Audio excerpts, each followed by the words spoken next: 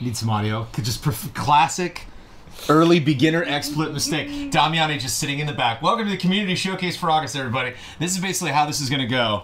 Where Damiani is going to watch me operate XSplit to produce an entertaining stream for you all and chuckle to himself in the background with the mediocrity of the performance.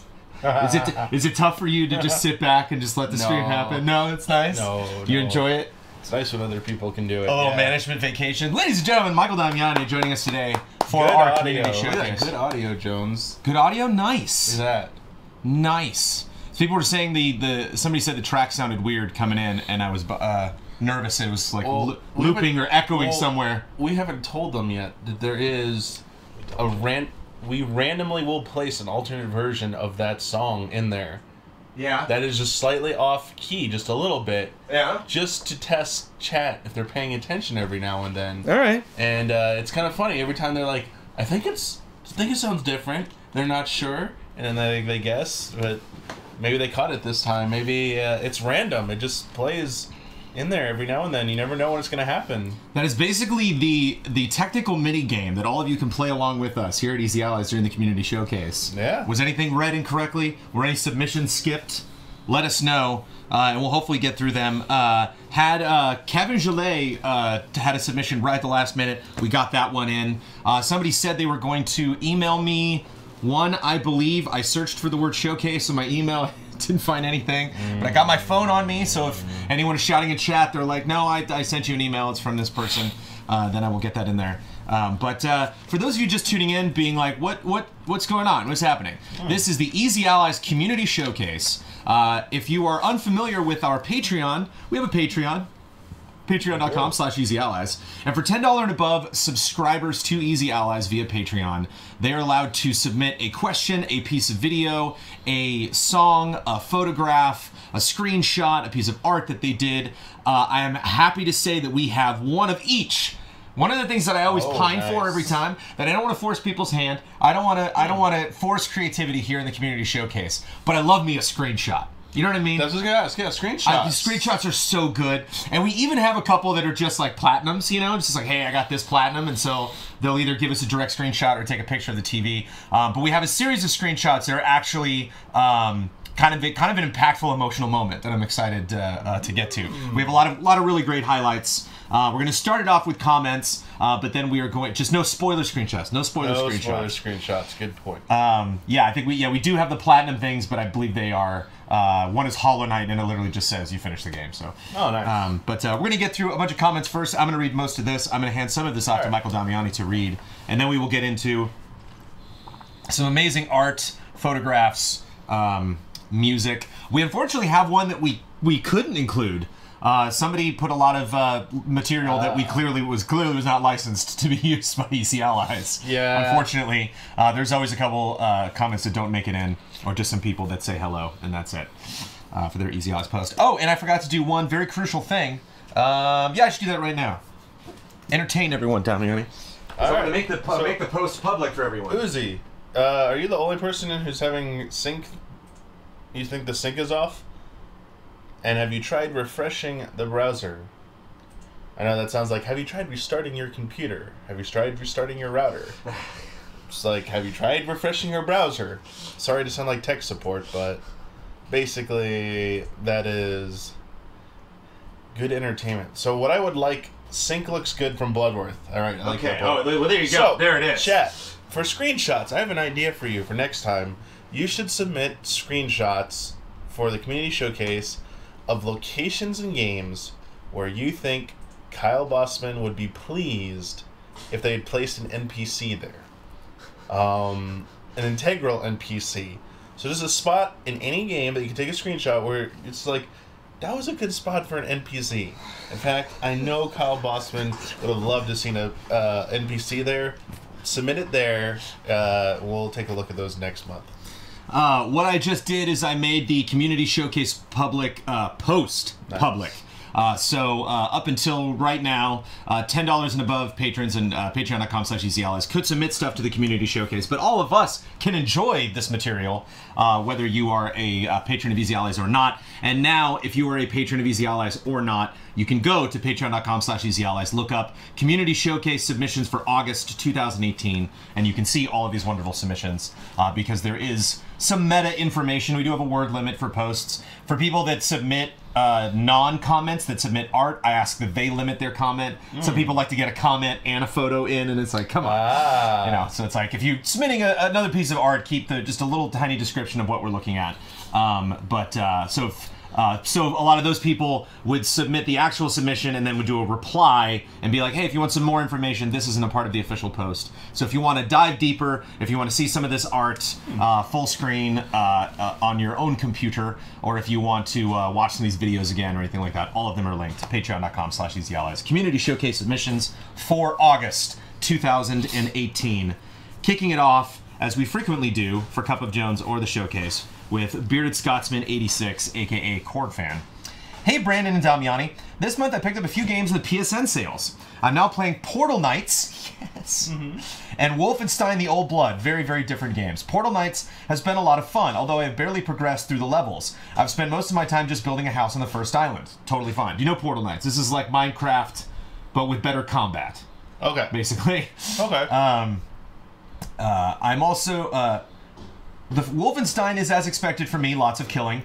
I'm enjoying how I get to choose stealth though, which feels like a change of pace compared to the New Order. In terms of my games from last month, so yeah, that's Old Blood, the DLC from the first game compared to, New Order, which was the first game, sorry. In terms of my games from last month, I stopped on Hitman after finishing an episode, and stopped on Kingdom Hearts and God of War for now. Which one is they going to go back to is the question. Struggling to keep focused on them for some reason, so instead of clearing hard drive space, I'm filling it with more games. I've also been dipping back into Overwatch again, just past the 300 hours played mark. The game is getting a little bloated with heroes in my opinion, but still enjoyable overall. I mainly play mystery heroes for the variety now. You get a random hero after every death. That sounds like fun.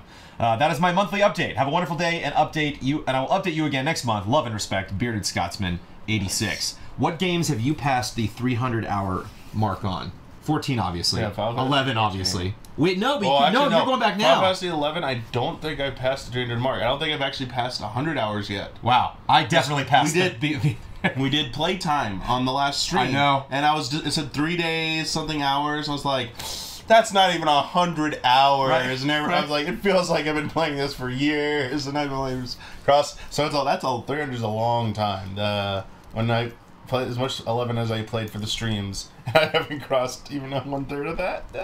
You know, is my 11 count? Oh, what is it, Jones? 1 month of in-game time. Nice. Of continuous game time. 1 month. Before I've wrapped up. And that's what it takes to get level 60 and getting your artifact armor, Paladin. I just hit 70. All those times I died de-leveled. Real quick, before we move on, can you right-click the WDM capture? Sure. And then go to color tab at the top. Ooh. And on the see the number values? Yeah. The left column, the middle one that says 0. Yeah, that's good. Can you type in 30? Click the 0 and type it. Sorry, minus 30. Minus 30. Oh, minus 30. Yeah. We're going brighter? Yeah. Or minus 15 might be enough. Alright. Go with 15 for that. That might be good. Alright. There we go.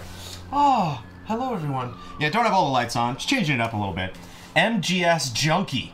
Hello, Brandon and Damiani. Since Damiani missed Q&A, I figured I would catch you on the community showcase to get your thoughts on my question. When EZA becomes as big as IGN, are you ready? As big as IGN. What roles do you see yourselves in? For example, will you be involved in more shows, less shows, or behind the scenes of production? I'm fascinated to get this answer. As big as IGN. So you wake up tomorrow, and we've blown up to 5 mil. 5 million. Okay, I was gonna say 500K, but we'll go to 5 million. Yeah, I know how much do you think IGN like? No way. Yeah, we're probably closer to right. I bet. I've just got more than that to hire all those people, the rent and the events and the stages that they move around everywhere. It's got to be the tens of millions. Like, there's no way. We're gonna have more talent at that point. Yes. Like, that is an honest answer. By talent as in personnel. Right. So talent is in the eye of the beholder. Yes. So having more people Did he call himself the talent? It'll literally be, hey, you're gonna be working. This person working on this show. This working on this show. This working on this show. I'm gonna be managing a team basically, and they're gonna be making content. And then I see myself like, hey, you're gonna go to this convention. You're gonna be on this panel and stuff. It's gonna be a fun time. And we're gonna hook you up with this person too, who's gonna be there, sitting in the panels and stuff like that. Basically, you know what, Jones? Brand manager junior. You're telling me? Brand manager. Oh wait, so this is someone we hire. This isn't like I'm not like there's no like 100K goal for me to produce offspring. This is like a new person I hire. They come in. That's what I meant. It's like a failed clone. Oh yeah. It's like master. We will definitely have lots of air conditioning. Yes. Yes. Apologies if you can hear the fan. We got to do it. Also, this is a gem, a diamond in the rough. The rare moment where Bloodworth did not hear something, and he was like, "Wait a minute, wasn't this on the Q&A?" And it's like, "Yes, Bloodworth," but he mentioned specifically that Damiani was not there, and so wanted this question answered. Taking advantage of the $10 and above tier on Patreon.com/EasyAllies. I just there are many moments where Damiani's like, I'm like, "Oh, look at this thing, Damiani." And he's like, "Yeah, I emailed that to you 2 days ago," and I'm like, "Oops." So, I enjoy when Damiani misses, or when Bloodworth misses something. It rarely happens. All right. Alexander Zirianov. Hello, Brandon. Hello, Michael. As active industry members, I'm sure you saw all kinds of weird gaming promotions. But I bet that my story will still surprise you. Several years ago, Dying Light was released. Yeah. I like Mirror's Edge, but I'm not a huge fan of zombies, so this game wasn't on my radar. Until I saw A Dream. It was nighttime, and several other people were returning to our base with some loot.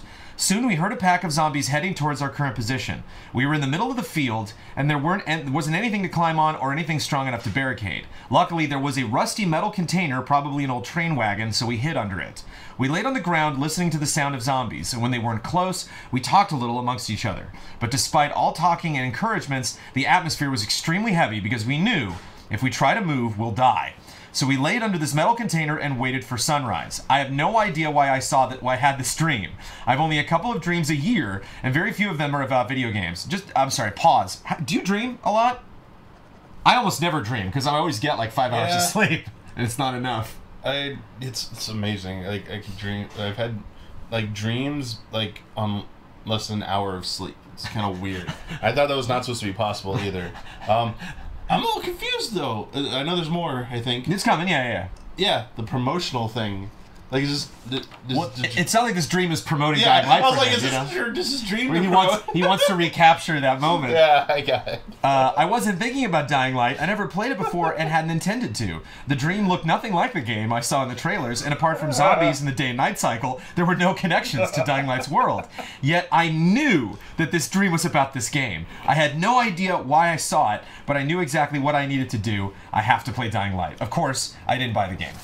I'm a rational person, and I knew that Dying Light is nothing like my dream, so if I spend money on it, I'll be disappointed. But I hadn't forgotten about it either, so when 1 year later a free demo was released, I downloaded it immediately and jumped in. As I expected, the game was decent, but was far from realizing my dream. And that's the end of my story. I didn't buy the game, and I haven't discovered something great that I would miss otherwise. The only thing I've got from this weird promotion is the promotion itself, but still makes a good story, so it wasn't for nothing. Yeah, have you ever had like your inner subconscious telling you to play a video game? Damiani, play me. I don't think I've had anything. I've never had anything like that. That's hilarious because this whole story makes you think.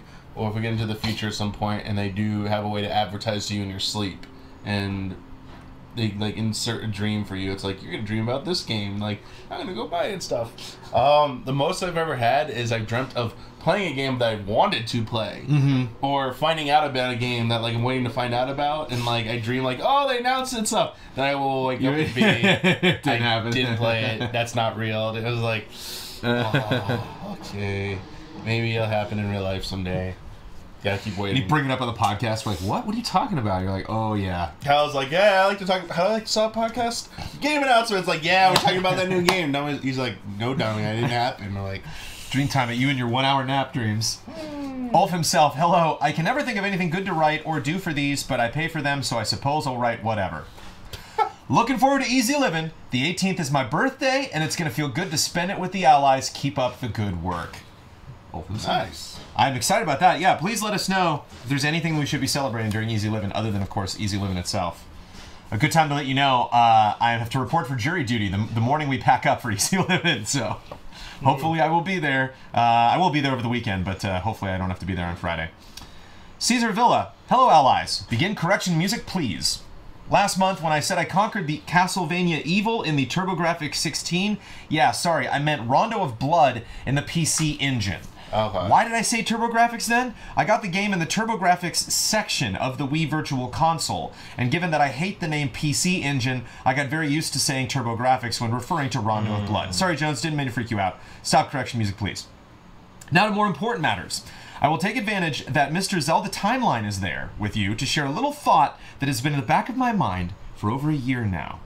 Since we finally found out what the heck the Nintendo NX was and started calling it Switch, The Legend of Zelda has been living two lives ever since Ocarina of Time was released almost 20 years ago. One in 3D on the home consoles, and a true to Origins top-down one in portable systems. Of course, there are exceptions to this claim, like Four Swords Adventures for the GameCube, or the Ocarina of Time and Majora's Mask's remakes for the 3DS. But other than those, the division has been clear. This Switch is this weird chimera that poses as both a home and portable console. It already got a Zelda release that was highly praised and got almost universal acclaim. Can you follow it up with the top-down game? Will Nintendo ever release another one of these? How would they price them? Handheld games have always been a little cheaper than their big brother counterparts, and the curse has been laid upon top-down Zelda because of their portable nature. If they decide to go that route eventually, should the games be sold at a lower price point than the fully 3D ones? Will people embrace them like they embraced A Link Between Worlds? Or will people be disappointed that it's not the big step forward after Breath of the Wild? I'm just afraid that if a top-down Zelda game is announced, it'll get dismissed as not a real Zelda game, like it happened to Luigi's Mansion on the GameCube, New Super Mario Bros. U for the Wii U, and even Super Mario 3D World. Seriously, Super Mario 3D World is as good as it gets, but for many people, the follow-up to Galaxy didn't come up until Odyssey on the Switch. Could audiences be pleased with a top-down game on the Switch? With a Zelda top-down game. Only time will tell if there is still room for top-down Zelda in this switched world, but I sure hope it's not relegated to the deeps of the sacred realm and forgotten. Love and respect, Caesar. What say you? A lot of questions. I mean, just primarily, will they do it? Could they do it? How would they do it? I mean, on the Switch. I think they will do it. All right. I think it will be top-down. I would guess, best guess would be, it'd be in the same vein as the visuals is a Link Between Worlds or Triforce Heroes. Mm-hmm. So 3D models, but top-down perspective. So it's replicating the old school feel of older Zeldas. I think you'll get that. I think you'll get those in between, especially like on the Switch. I literally think the next Zelda game announced will be that type of game. Okay. You'll get it announced before Breath of the Wild 2, whatever following up Breath of the Wild. Because that's a whiles off. That's not happening anytime soon. So yeah, I can see that. About pricing, I mean, there's some interesting questions. I mean, I know I've talked about this several times before on podcasts here. I don't know if they'll get away with charging $60 for a top down. I think they should price it probably at $39.99. I think that's kind of close, like the high end costs of what. Is that what Link Between Worlds costs? I think it was like $34.99 or $39.99. It's usually around like the higher end 3DS games. So pricing it towards like what you'd expect for a handheld experience on the Switch, I think there won't be a problem. I think unfortunately, because it's coming out, if it comes out on the Switch, no matter what, it's gonna be, people are just gonna dismiss it because they'll see Breath of the Wild. Why does it look like Breath of the Wild? What is this? There's always gonna be people like that, and they'll be asking, "Where's Breath of the Wild 2? Where's next 3D Zelda?" That's fine. I mean, I don't think it has any chance of selling as much as Breath of the Wild and like that, but it still has its place. It still can be successful, and if it's gonna be several years between the big 3D Zelda releases, and they have the means to produce like a smaller scale Zelda, they should definitely do that. I think it's beneficial. I know kids whose Breath of the Wild that was their first Zelda game. Yeah. And so, like, anything. It doesn't matter. You could do Zelda puzzle game and, like, on the Switch, and, like, they're going to have that. James Vest. Hello, allies. I decided to do something over the next few after some thought. I wanted to write a bit about a great game that is not as well remembered as other great games. Games such as UN Squad, Life Force, Total Annihilation, Fire Emblem Sacred Stones, or, my example for this first one, Dragon Quest V. Dragon Quest VIII rightfully is remembered as a great game, and maybe someday will end up in the Hall of Grades. Yet, honestly, Dragon Quest V is just as good of a game as 8. In fact, in some ways, it is a superior game to 5. Whoop, wait. It is a superior... probably 8, I imagine you said there. You said 5, but 5 is a game with solid characters. The game party is in a way all about family, fighting the forces of evil with your father, or later with your wife and children. The game has a decent enough old-school battle system and a very solid world map. Where the game shines, though, is the story, and then is the unique story. I will not spoil it, but the game starts when you're born. The game is split up into 3 parts of your character's life. The first part is with you as a youth, the second part is when you're a young adult, and the final part is when you're an adult. Each arc has a clear starting and end point. The story has moments of happiness and moments of sadness. It has many mysteries as well, like why you were born in a castle but lived your childhood in a backwater village. I can probably hazard a guess. Yeah, that's not new to fiction or RPGs. Dragon Quest V is a game that never came out in the US when it was first released, and only came out later on the DS. I played it during a road trip to the coast, where I would drive, and when I stopped at night, I would play it after dinner each day of the trip till I beat it. It helped make the trip, as a whole, even more fun for getting to play this great game. You didn't jump up and down when you said Dragon Quest V. I'm guessing you haven't played it. I'm trying to remember which one I reviewed for game trailers. I reviewed one of the DS ones. I think we only reviewed a single one that came out on DS, like an updated version. Chat, if you want to sleuth for me, will you go look up the game trailers, Dragon Quest? It would either be 4, 5, or 6. Figure out which one we actually reviewed at game trailers. No, we did review 9, but it was one of the remakes or updates, ports, whatever they're called. I ended up reviewing that. I don't remember, but the 3 Phases of Light thing doesn't sound familiar. I feel like it was either 4 or 6 then. But I had a blast with it. Like, whatever one I played, it's just the story doesn't stick out. I remember Ben Moore talking about 3 Phases of Life. That's probably 6. Because I don't remember anything about 3 Phases of Life and kids. I was like, nah, that doesn't ring a bell. Yeah, sometimes I will stumble through. I try to read something the way it was intended. So I might pick up a grammatical or spelling error, during, in the writing, and I try to autocorrect on the fly. Sometimes I can do it, sometimes I can't. But I just want everyone's work to sound as good as it possibly can. Brandon K. Gann. For this month, I want to share something I think about probably way too often. I find the reasons behind the reasons of disagreement fascinating. What I mean is, when 2 people can look at or experience the same thing, and while there is a disagreement and each person has their views, what interests me is why they have said views. As an example, I'll use my favorite video game franchise, Final Fantasy. And more specifically, Final Fantasy VI. I love the series because there is an entry for almost anyone, and there are many variations of people's preferences. It's a fascinating litmus test. It's like, which member of the 100 acre, 1,000 acre wood are you? 100 acre wood. 1,000 acre wood? 100 acre wood. 100 acre. Right? 1,000 acres. 1,000's too much. Huge. Too many acres. Yeah. There are many, including the gentleman who is kind enough to read this aloud to all of the internet, who absolutely love 6. And I don't like it at all. It's one of only 3 of the main entries that I've played that I couldn't finish. I think I knew this about Brandon. So even Brandons can't agree on what Final Fantasy is the best. And while 2 others I hold in worse regard in terms of 6, I gave it a shot for the very first time in 2016. Games that overload on playable characters have been a major turnoff to me, but with a good friend of mine and several others in the gaming industry championing 6, I finally decided it was time to understand what made it so special. By the time I got to Kefka accomplishing this goal, I just wasn't having fun anymore. Now that I've seen it for myself and have had fun conversations with my friend, I try to understand what's the big deal.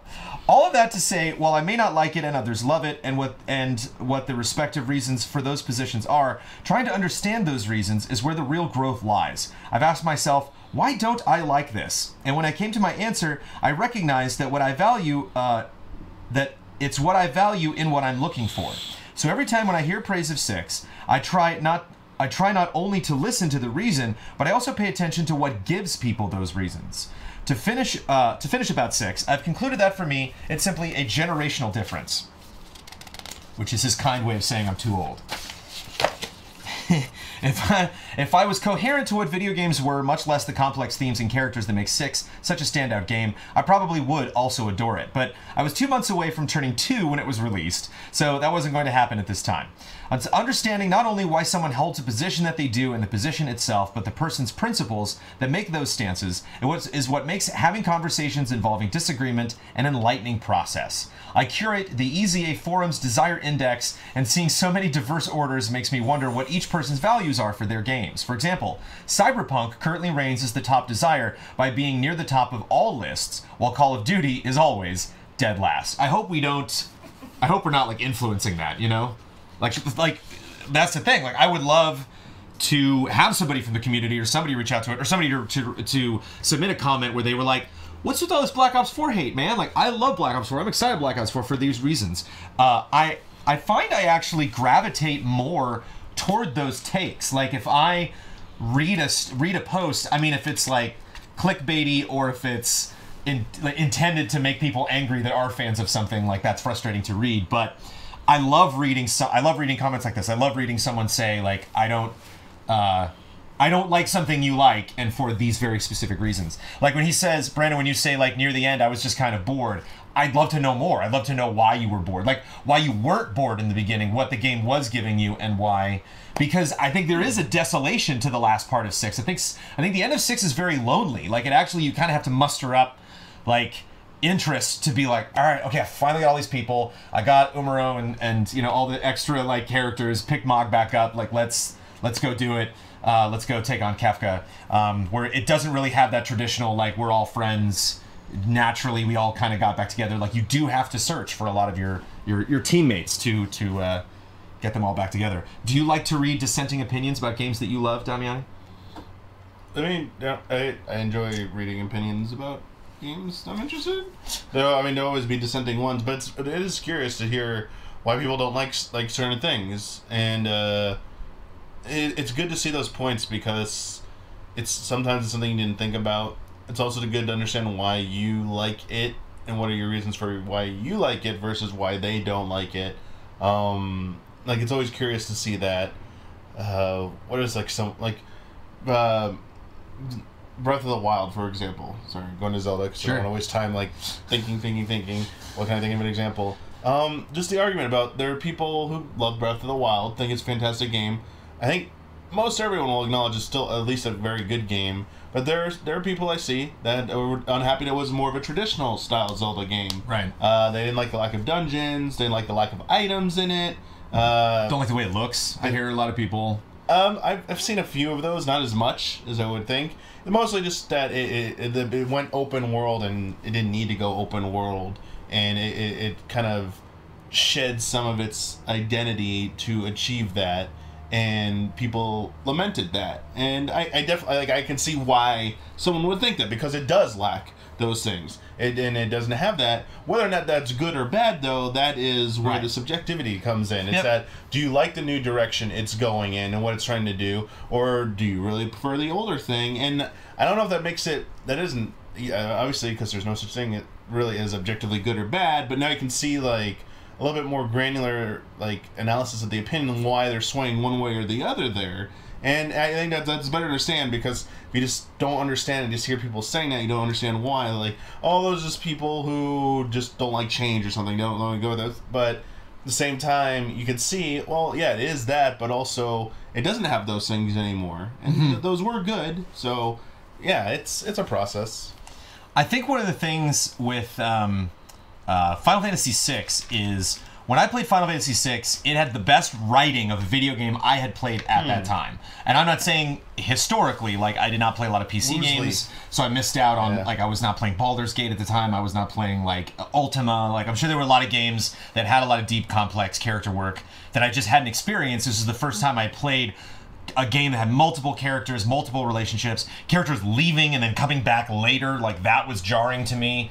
So I imagine, like, not only now is that not surprising to people to play games now. They're like, well, yeah, I played other games like this. But it's like, you compare not the story necessarily or the character development, but the actual writing, the dialogue choices, the words specifically chosen to represent these characters' speech to, like, a Last of Us. It's like, yeah, it doesn't, it's just not as realistic. It's not as modern.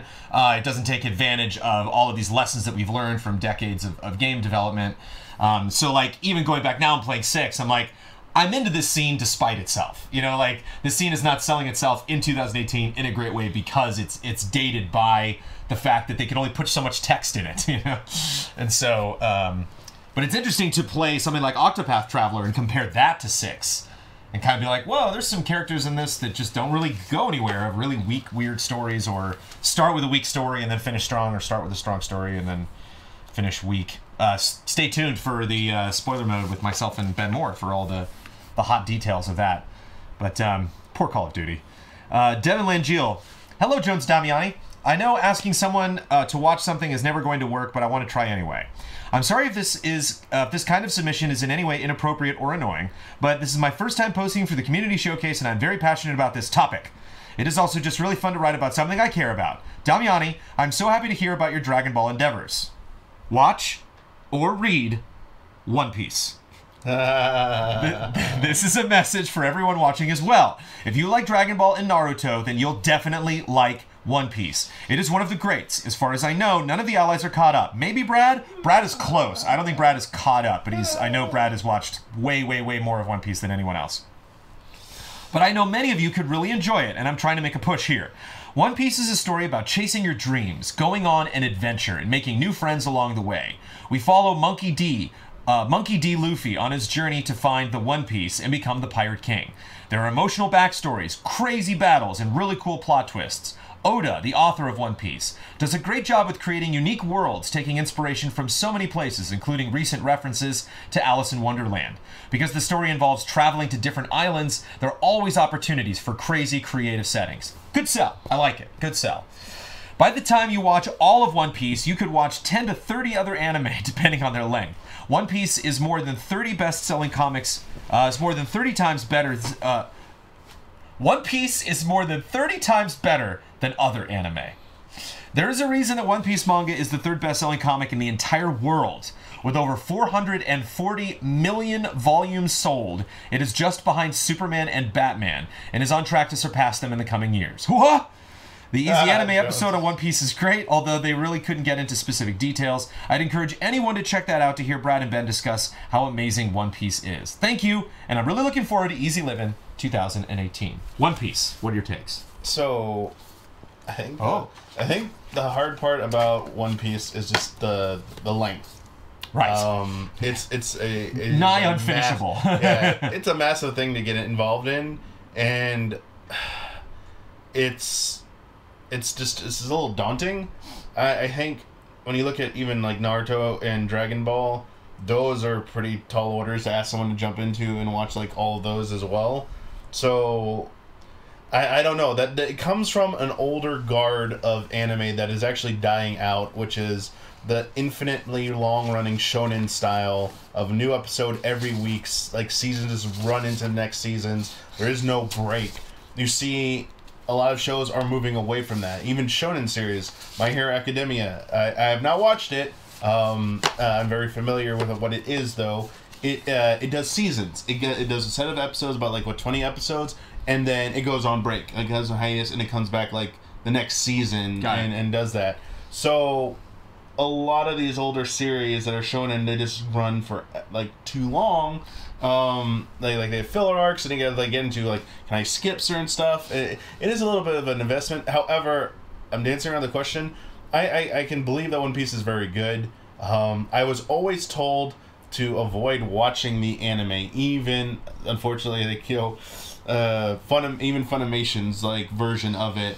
As bad as the 4Kids original one is, though, I love that opening, as memey as it is. The true value and the true what you'll get the most out of is the manga of One Piece, but it's just so long. It's really, really hard to get into. And for that reason, that's probably why I will never probably go through the entirety of One Piece. I have watched the first 2 or 3 arcs.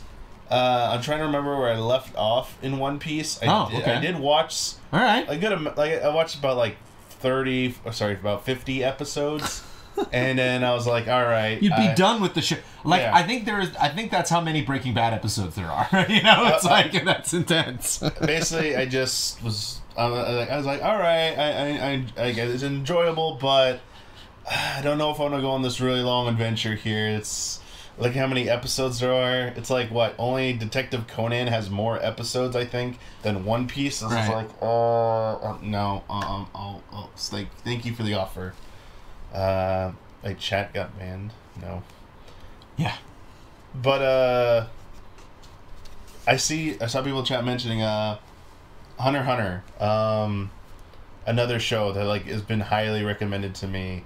And same thing, like that comes up is that it's a shonen series that's been running for like a long time, not quite One Piece levels, but another kind of investment.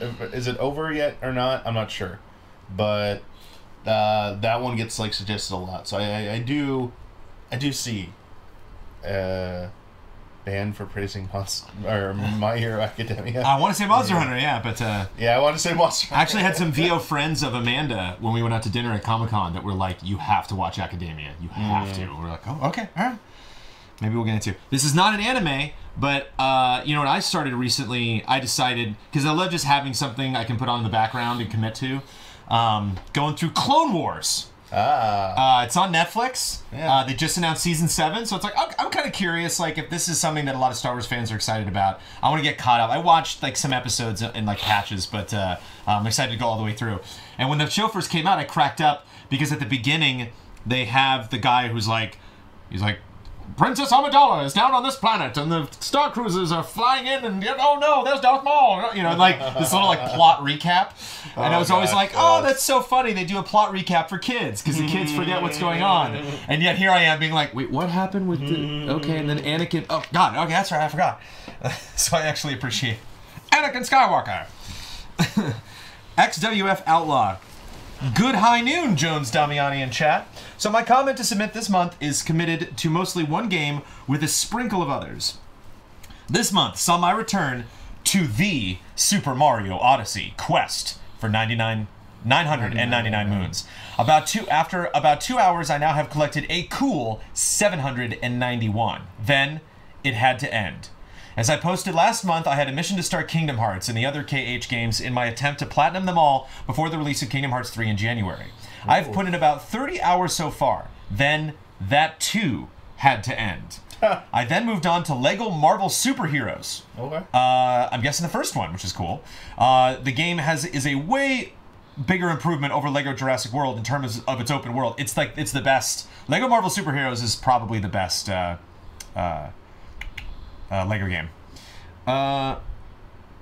But everybody's got their opinions. Its combat, in terms of its open world, its combat, and its untethered story, and its use of its characters. After the third chapter ended and the open world became available, I was eager to discover every inch of Manhattan to reveal more superheroes for me to encounter. Once again, that too had to end.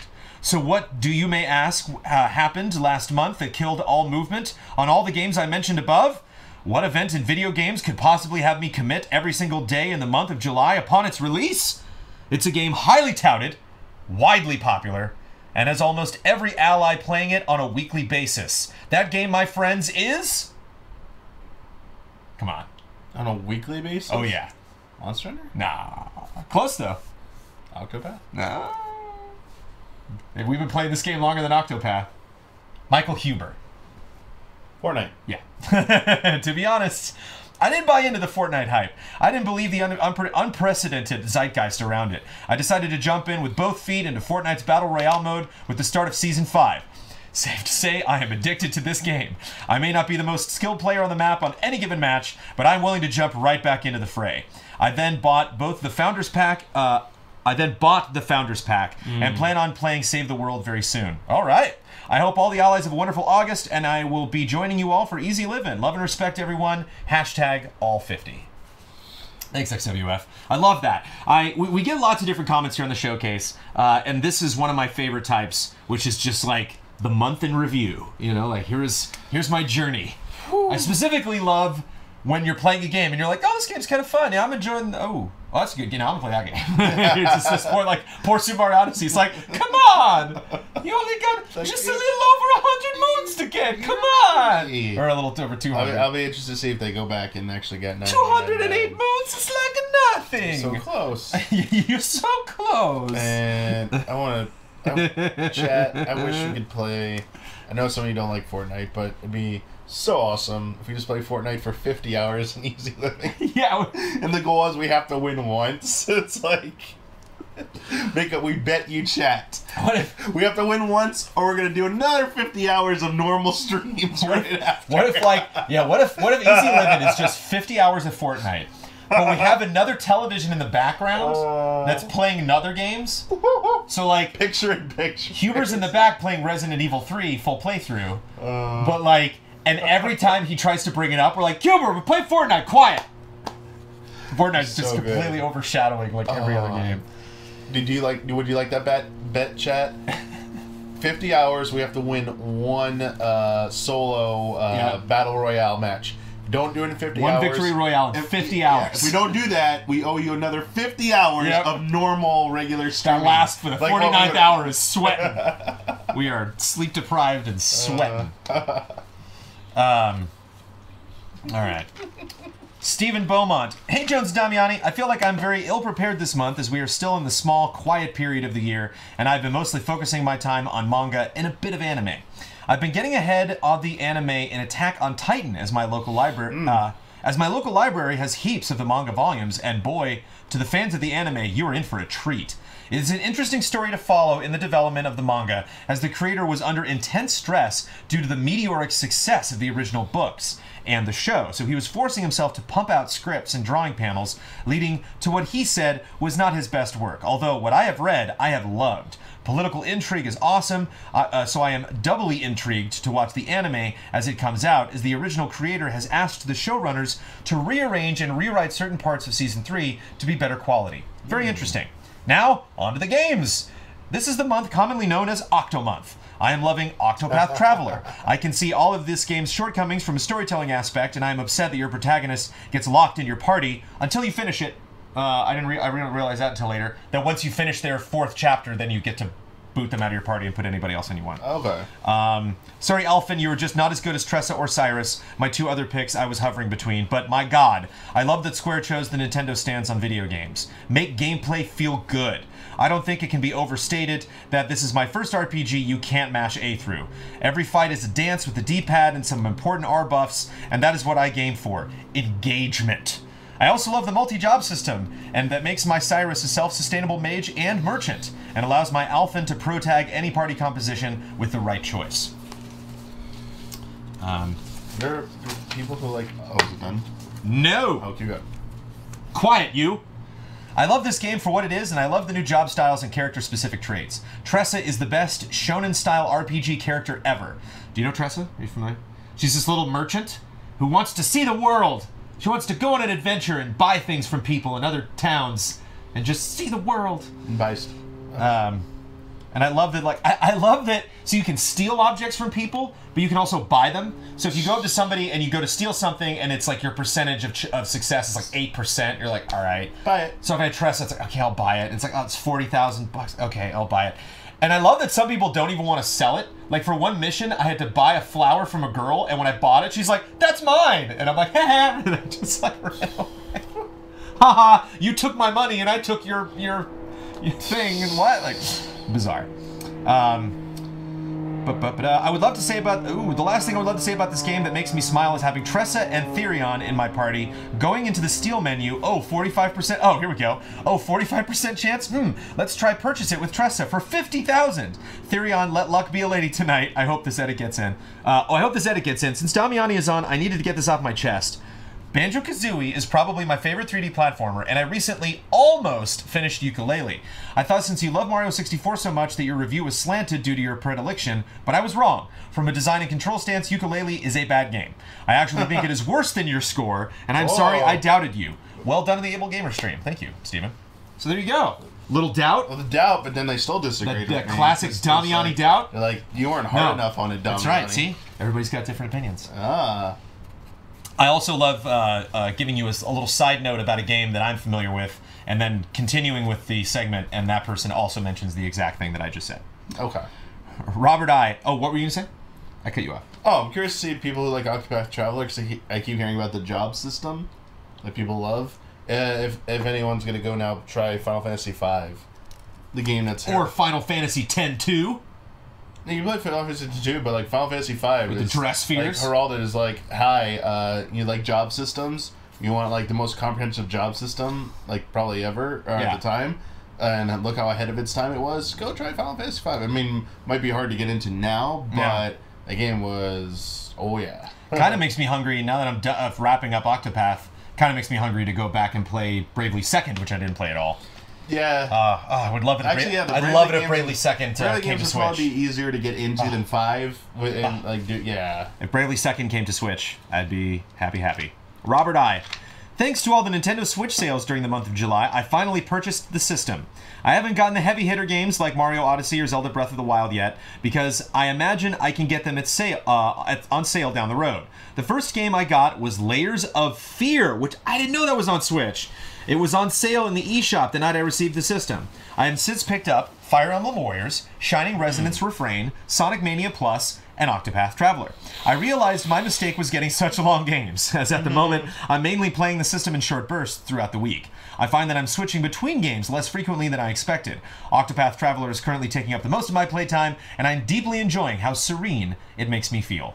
Yeah, the lots of criticisms levied against, like the characters don't interact as much as I would like, the stories aren't really kind of hit or miss, that it's extremely long, the difficulty spikes can be kind of intense. My two favorite things about Octopath, man, the music is so great, and the towns. There are tons and tons and tons of towns that you discover. They all have their own little vibe. It's neat seeing like one part of the map and seeing two towns far away from each other that are kind of thematically similar because they're in like the forest region or the desert region. And so it's nice that there's not just like the desert town. There's like 2 or 3 of them, you know? Like they have different vibes. One calls Wellspring, and it's like an oasis, but the other one's like kind of more Vegas-y. It's like more casinos, and that's like where Primrose is from, and so they got the big concert hall there. It's just, and I like they all sell different things, so it's fun, and you can fast travel immediately. They don't have, some games have like escape from a dungeon, so if you're in a dungeon, you can like use an item to escape. Yeah. At any point, you can fast travel to any town anytime you want. Oh, okay. So you can just, once you like get a thing at the bottom of a dungeon, just be like, goodbye, head back to town. Gone are the days of exit or escape rope. Megan Leinart. Hello, Jones Damiani. In Ohio right now, visiting family. I've played some games before I left, but I figured I'd just come with another movie to recommend, and I don't worry, it's not as intense this time. Oh, yes. Yes. I got a Final Fantasy VI reference coming up. This movie is called Velvet Goldmine. Velvet Goldmine at all. What about? All right. Are you familiar with Velvet Goldmine? No. I've seen Velvet Goldmine several times. A highly entertaining film. This is a 1998 British-American drama film directed and co-written by Todd Haynes and stars Ewan McGregor, Christian Bale, Jonathan Rhys-Meyers, and Toni Collette. This movie is set in a fictional 1984. British journalist Arthur Stewart, Christian Bale, is tasked to write an article about the withdrawal from public life of 1970s glam rock star Brian Slade, Jonathan Rhys-Meyers, by interviewing those who had a part in his career, including his ex-wife Mandy, Toni Collette, and American rock star Kurt Wilde, Ewan McGregor. Fun fact, my buddy Todd, who co-wrote the Final Fantasy retrospective, the two and I conceived of a 3-part Final Fantasy VI miniseries called The War of the Magi, where we broke up the story into 3 parts. I since talked to Adam Lindsley. Do you remember Adam Lindsley? He used to work for WikiCheats. Used to work with Brent. He mentioned that on Twitter one time, and I was like, he's like, clearly this needs to be a 3-part series, and I was like, yeah, dude, and we just like nerded out on Twitter about it. But we workshopped it. We didn't actually finish all the scripts. I think I wrote the script for the first episode, but I didn't write the script for the other ones. But we conceived at the time, I think he's a little too old now, but we conceived at the time who would be great at casting for all these people, like Uma Thurman as Sellers and stuff like that. And Jonathan Rhys-Meyers, might be Rhys-Meyers, but I think it's Rhys-Meyers, to me is the absolute best Kefka. I think Jonathan Rhys-Meyers would make an excellent Kefka. So if you look up pictures of Jonathan Rhys Meyers in Velvet Goldmine, you can get a little sense of his theatricality and why he would be good in that role. Through them, Stewart begins to find out where the rock star has gone and why he disappeared from the public, while also getting a glimpse into his own past, his connections to the musician, and how his music influenced him. I can only describe this movie as a dazzling love letter to the era of glam rock. The director expertly blends the electrifying theatricality, sexual freedom, and musicality of the era in a fresh reimagining of the 70s while still keeping the dramatic elements. The camera work is stunning, the costumes are gorgeous, I can second that, especially the costumes are out of control, and the acting is expressive. The soundtrack is a perfect blend of originality and familiarity. It encapsulates the genre of glam while still being original and breaking the mold. As for flaws in the film, it's very dreamlike. Some scenes can be a bit out of order because they are told from different characters through flashbacks, and I know that can be frustrating for some. I've also seen some people call it shallow. I personally don't feel that way, but I can see why. With the way the story is structured, it can be kinda hard to connect with certain characters and doesn't dive extremely deep into some of them. However, I love it. The music is great, it's original, and it's fun to see those powerhouse actors work with each other. I recommend this to anyone who loves that genre of music. Thank you, allies, for another month of quality content. You guys never cease to put a smile on my face, even when I'm having a rough day. Stay humble. Nice. Apparently we're humble. We gotta stay that way. Thank you, Megan. Be humble. I want to say one more thing about Velvet Goldmine, and I think one of the reasons why the movie stands out for me and is, I think, works in the sense of how historical it is, given that like a lot of what you're seeing is flashbacks. You're seeing the career of these people, and this Christian Bale is following them kind of through this second phase of their life, and I don't know if I can draw. I don't know how much of like a partier you are, Damiani, but it's like. Think of like the movie Go, or like movies that have had like raves in it or something. We were like Animal House, like movies that have like huge big parties. Dazed and Confused, classic example. Dazed and Confused, I'm always really exhausted by the end of Dazed and Confused because so much of it is a big party, and then at the end, like the sun is rising and they're like, oh, we're gonna go get some food, and it's just like all of a sudden like reality hits and you're like, like it's like after E3, that Friday after E3, the burn on the eyelids, where you're just like, like I'm happy that I partied so hard, and I can recall the happiness of being in the center of the tornado of just like music or entertainment or movies or games or whatever. But then there's always the aftermath. There's always, when you're removed from that, now you have this kind of rush of loneliness, this empty pit in your stomach where you're like, I want that excitement again. Like I feel summer is kind of that way because it's like E3 and then Comic-Con, then RTX, and then PAX, and then TGS. So going to be kind of rough bouncing between these things. And I think, long story short, Velvet Goldmine encapsulates that very well. That like, because, like Megan said, I can understand why people find it shallow. It's interesting finding these characters that are not super excited about talking about their past, and then visiting that past and seeing how exciting and alive it was, and having this like, huge contrast between their normal, quiet, almost boring life now and just this intense, like, nonstop partying that happened. Just rewatch The Doors. The Doors kind of has that vibe where it's just this whirlwind of just bouncing from one event to another. But fun thing to talk about. Very not games related, and that's what I love about Showcase. You never know what's going to come up. Eli N. Peters. Hey, Trailer Jones. Hey, Damianicus. For the up to 4 people interested in fandom born of apathy, I'm sorry to say that I've officially moved to it will be done when it's done territory. So, per Jones' recent marketing advice, I'm going to stop talking about it until I have something new to say. As a result of this, my posts for the foreseeable future will be shorter and more off the cuff than the obsessively edited, max word count reaching "what is this, an essay" style of posts I was initially expecting to become tolerated for. Expecting to become tolerated for. I love that. Since one of my main goals here has always been to resist the urge to disappear back into the comfort of lurkerhood, I will continue to say something every month, even when I have nothing to say. Thank you, Eli. That's a great mission. I will try my best not to be boring. For the record, and sorry my previous attempts at establishing this were so confusing, the N in my name is meant to be silent. Sorry. Remember that someday. Thank you for your time.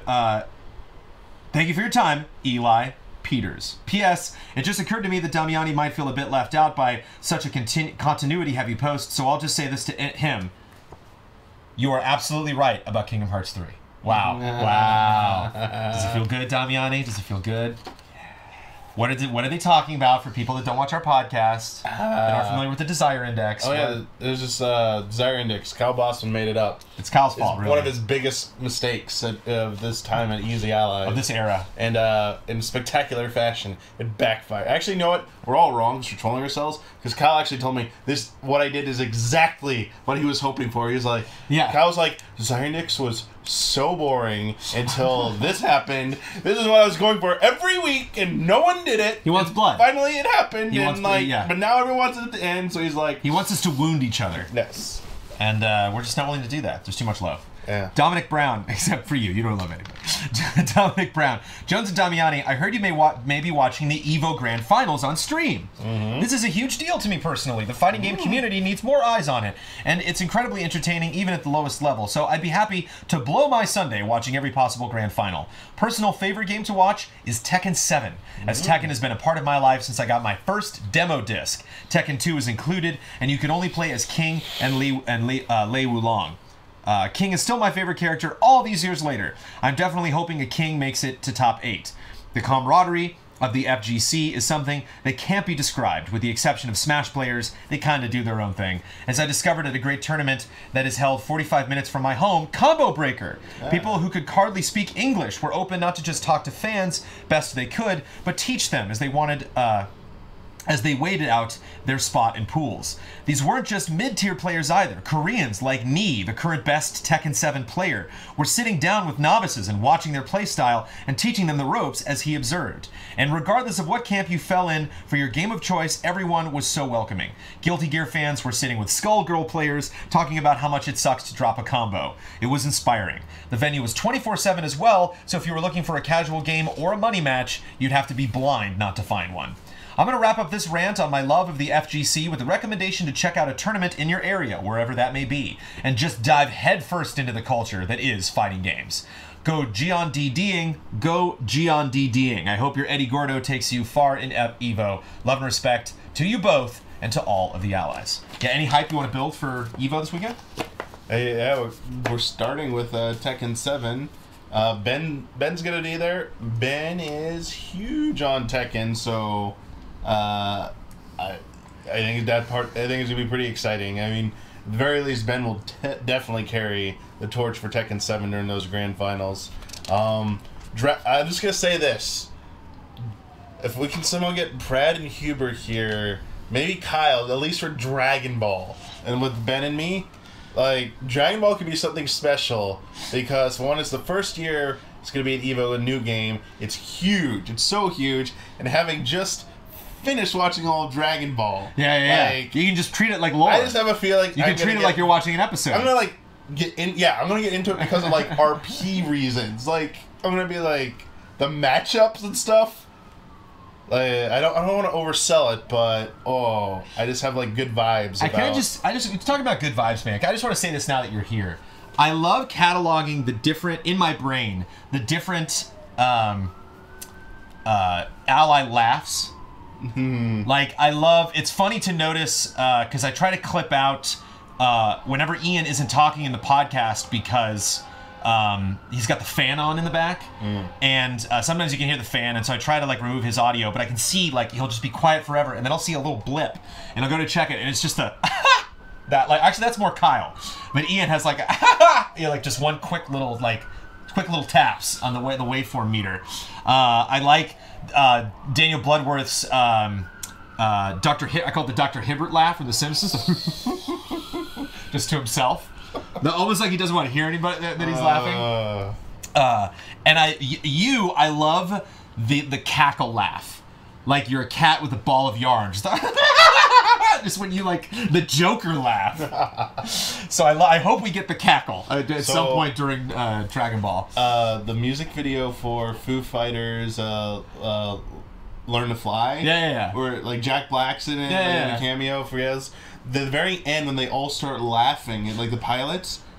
Every time I hear it, I get thrown for a loop because I think I hear myself laughing. Because one of them I was like, oh wait, someone else laughs like me. We can't play it now, but we can't play it now. But if you go look up the Foo Fighters Learn to Fly music video, go to the very end, listen, laugh, and don't you dare try and tell me that you don't hear me laughing. Don't you dare. I actually watched a documentary, I think it's still on Netflix, about the Foo Fighters, because I'm a Foo Fighters fan, and I think that was their first funny music video. Like, they're kind of known for that now, like being goofballs, and I think that was the first time they actually, like... Yeah, all the other ones did a parody, you know, like, put on pretty costumes. serious before that. Like, Everlong was really serious. And it was really interesting because the other band members talked about how Dave Grohl just, like, lost it. They were like, whoa, Dave! And they're like, we were just trying to catch up with Dave. Like, we just saw Dave just take on these characters and just be such a weirdo. So, yeah. I love it. Velvet Goldmine and Foo Fighters getting announced. Stampede of Turtles. Hey, Jones Damiani. Let me start by saying that I'm a new fan after watching Hall of Greats, recently recommended to me by YouTube. Nice, we did it. Hall of Greats of all things. Yeah. Brought in Stampede of Turtles. Yeah. Turtles or Turbals. After I binge watched the rest of Hall of Greats as well as the trial of Kyle Bossman and a concert for Brad, I quickly became a fan of your content. Despite formerly being a hardcore PC master race and Switch gamer, I decided to pick up a refurbished $180 PS4 to play the exclusives such as God of War and the upcoming Spider-Man. While 30 FPS 1080p was quite jarring as I was used to 100 plus FPS in 1440p, it was not a significant downgrade considering I purchased the console for a tenth of the price as my overkill PC gaming rig. I also found myself addicted to trophies.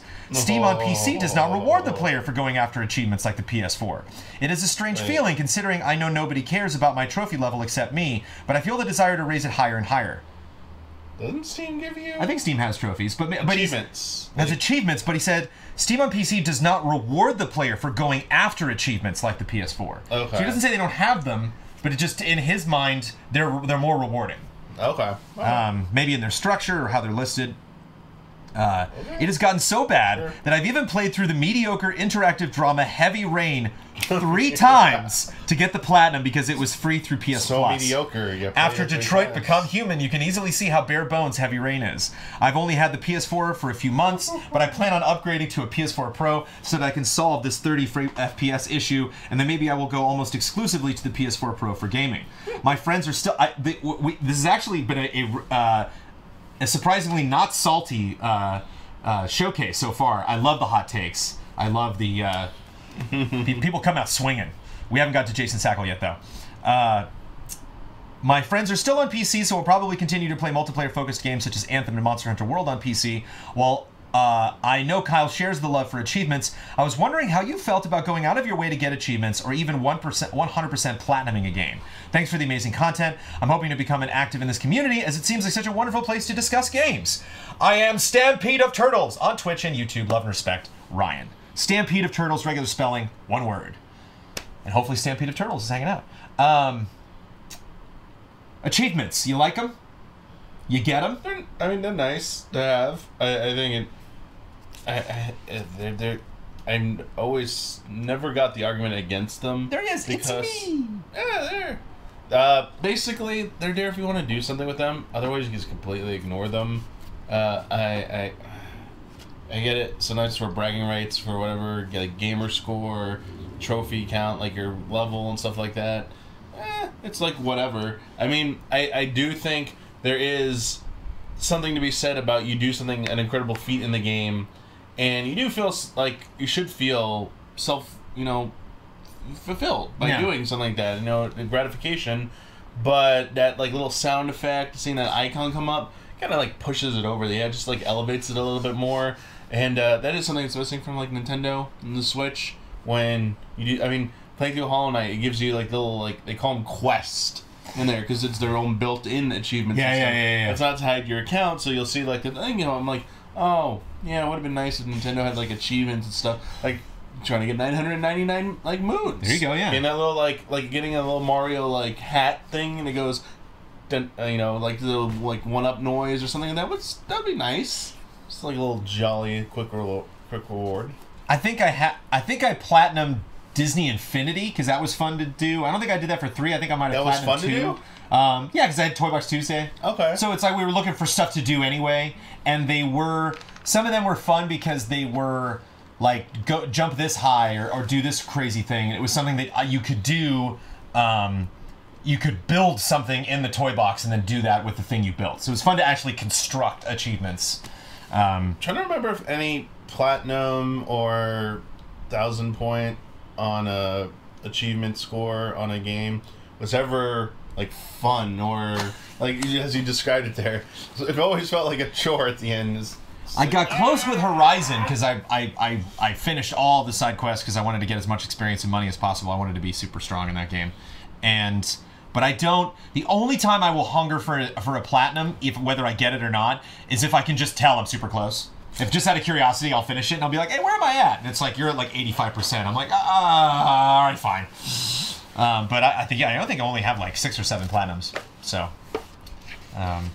Celeste was no chore to platinum. So there you go. I don't know, is that sarcastic? Zephyr Moon had fun getting the Kingdom Hearts plat.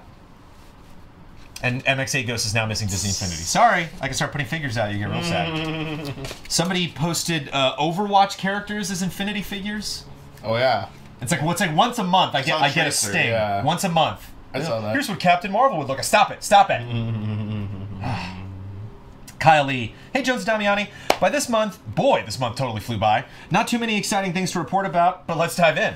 I'm 45 hours into Witcher 3, and I'm still constantly surprised by that game. However, after finishing the quest line with Triss, I needed to take a bit of a step away. First, I dove into the awesome adventures of Captain Spirit. I really enjoyed playing through this little adventure, which I was a bit surprised about. I got into the 3rd episode of Life is Strange and had to put it down because the dialogue put me off, and felt the writers didn't actually know how teenagers talk. A common theme, I hear. Captain Spirit felt much more natural and felt relatable, so I'm really looking forward to Life is Strange 2. It has even convinced me to give the original another shot. Next, I keep coming back to Injustice 2. Even though I have never done online multiplayer, it still has its hooks in me. It was during this time that I hit a personal milestone, my 500th trophy. That's very timely, considering what we just talked about. Trophies. Considering the bulk of my trophies have come over the last year and a half, I felt pretty good about that. I've been doing matches with characters I haven't devoted a lot of time to, and it's still so interesting in how differently they control. That said, I'll probably always main Black Canary. And finally, something I picked up after watching some of the game day streams, Korg Gadget. I'm still not good, but I'm experimenting with different tempos and beats to see what I can put together. It's shocking how much time passes when you get sucked in on making a song. For something that, just in general, making any game, Dreams, Little Big Planet, Infinity, yeah, the time goes by very quickly. Far Cry 5. For something that appears so simplistic on the outside, the amount of freedom you have in it is fascinating. For the upcoming month, I'll be popping back into Witcher to continue making progress. If I need another break, we'll have to see what strikes my fancy. My friend has been begging me to give Mass Effect Andromeda another chance, so I might pick it back up. Love and respect, Kyle Goldilocks Lee. I love just the another chance, really subtly dropping that, yeah, did not want to finish Andromeda. It's like, maybe one more time. When you got Witcher 3 and Andromeda. Come on, come on. Come on. Christopher Fields. Hello, Damiani and Jones. I once again returned to the community showcase bringing a review of a game I recently played for the first time that has something to do with the Allies. I wasn't sure what to bring this month. I can't think of a lot of games I haven't played that I associate with Damiani, but looking back at what I finished this year, I found the perfect option. A game praised as one of the best ever made, and one Damiani even brought to the Hall of Greats for nomination. The game I will be discussing today is Shadow of the Colossus. Do you like how he's bored with the end? He's not like Shadow of the Colossus. He's like, oh yeah, I know what that is. Yeah. Because are you Hall of Greats? Are you hurt? Yeah, are you hurt sad. by it? It's sad. Yeah. Is that what's thing? Yeah. I share the pain, Jones. But you've got one in the pain. Here we go. You got it. Was it 64? You got in. I got Jones started. You got in 64, right? I've gotten several games into the Hall. Oh, you've got several. Got several matches on the belt. Just got Jones. Here we go. I've known about Shadow for quite a long time now, but with how much hype was surrounding this game, I was afraid that it wouldn't live up to expectations. Not to mention, since I already knew what the ending was before playing it, any impact the story would have left was sure to be diminished.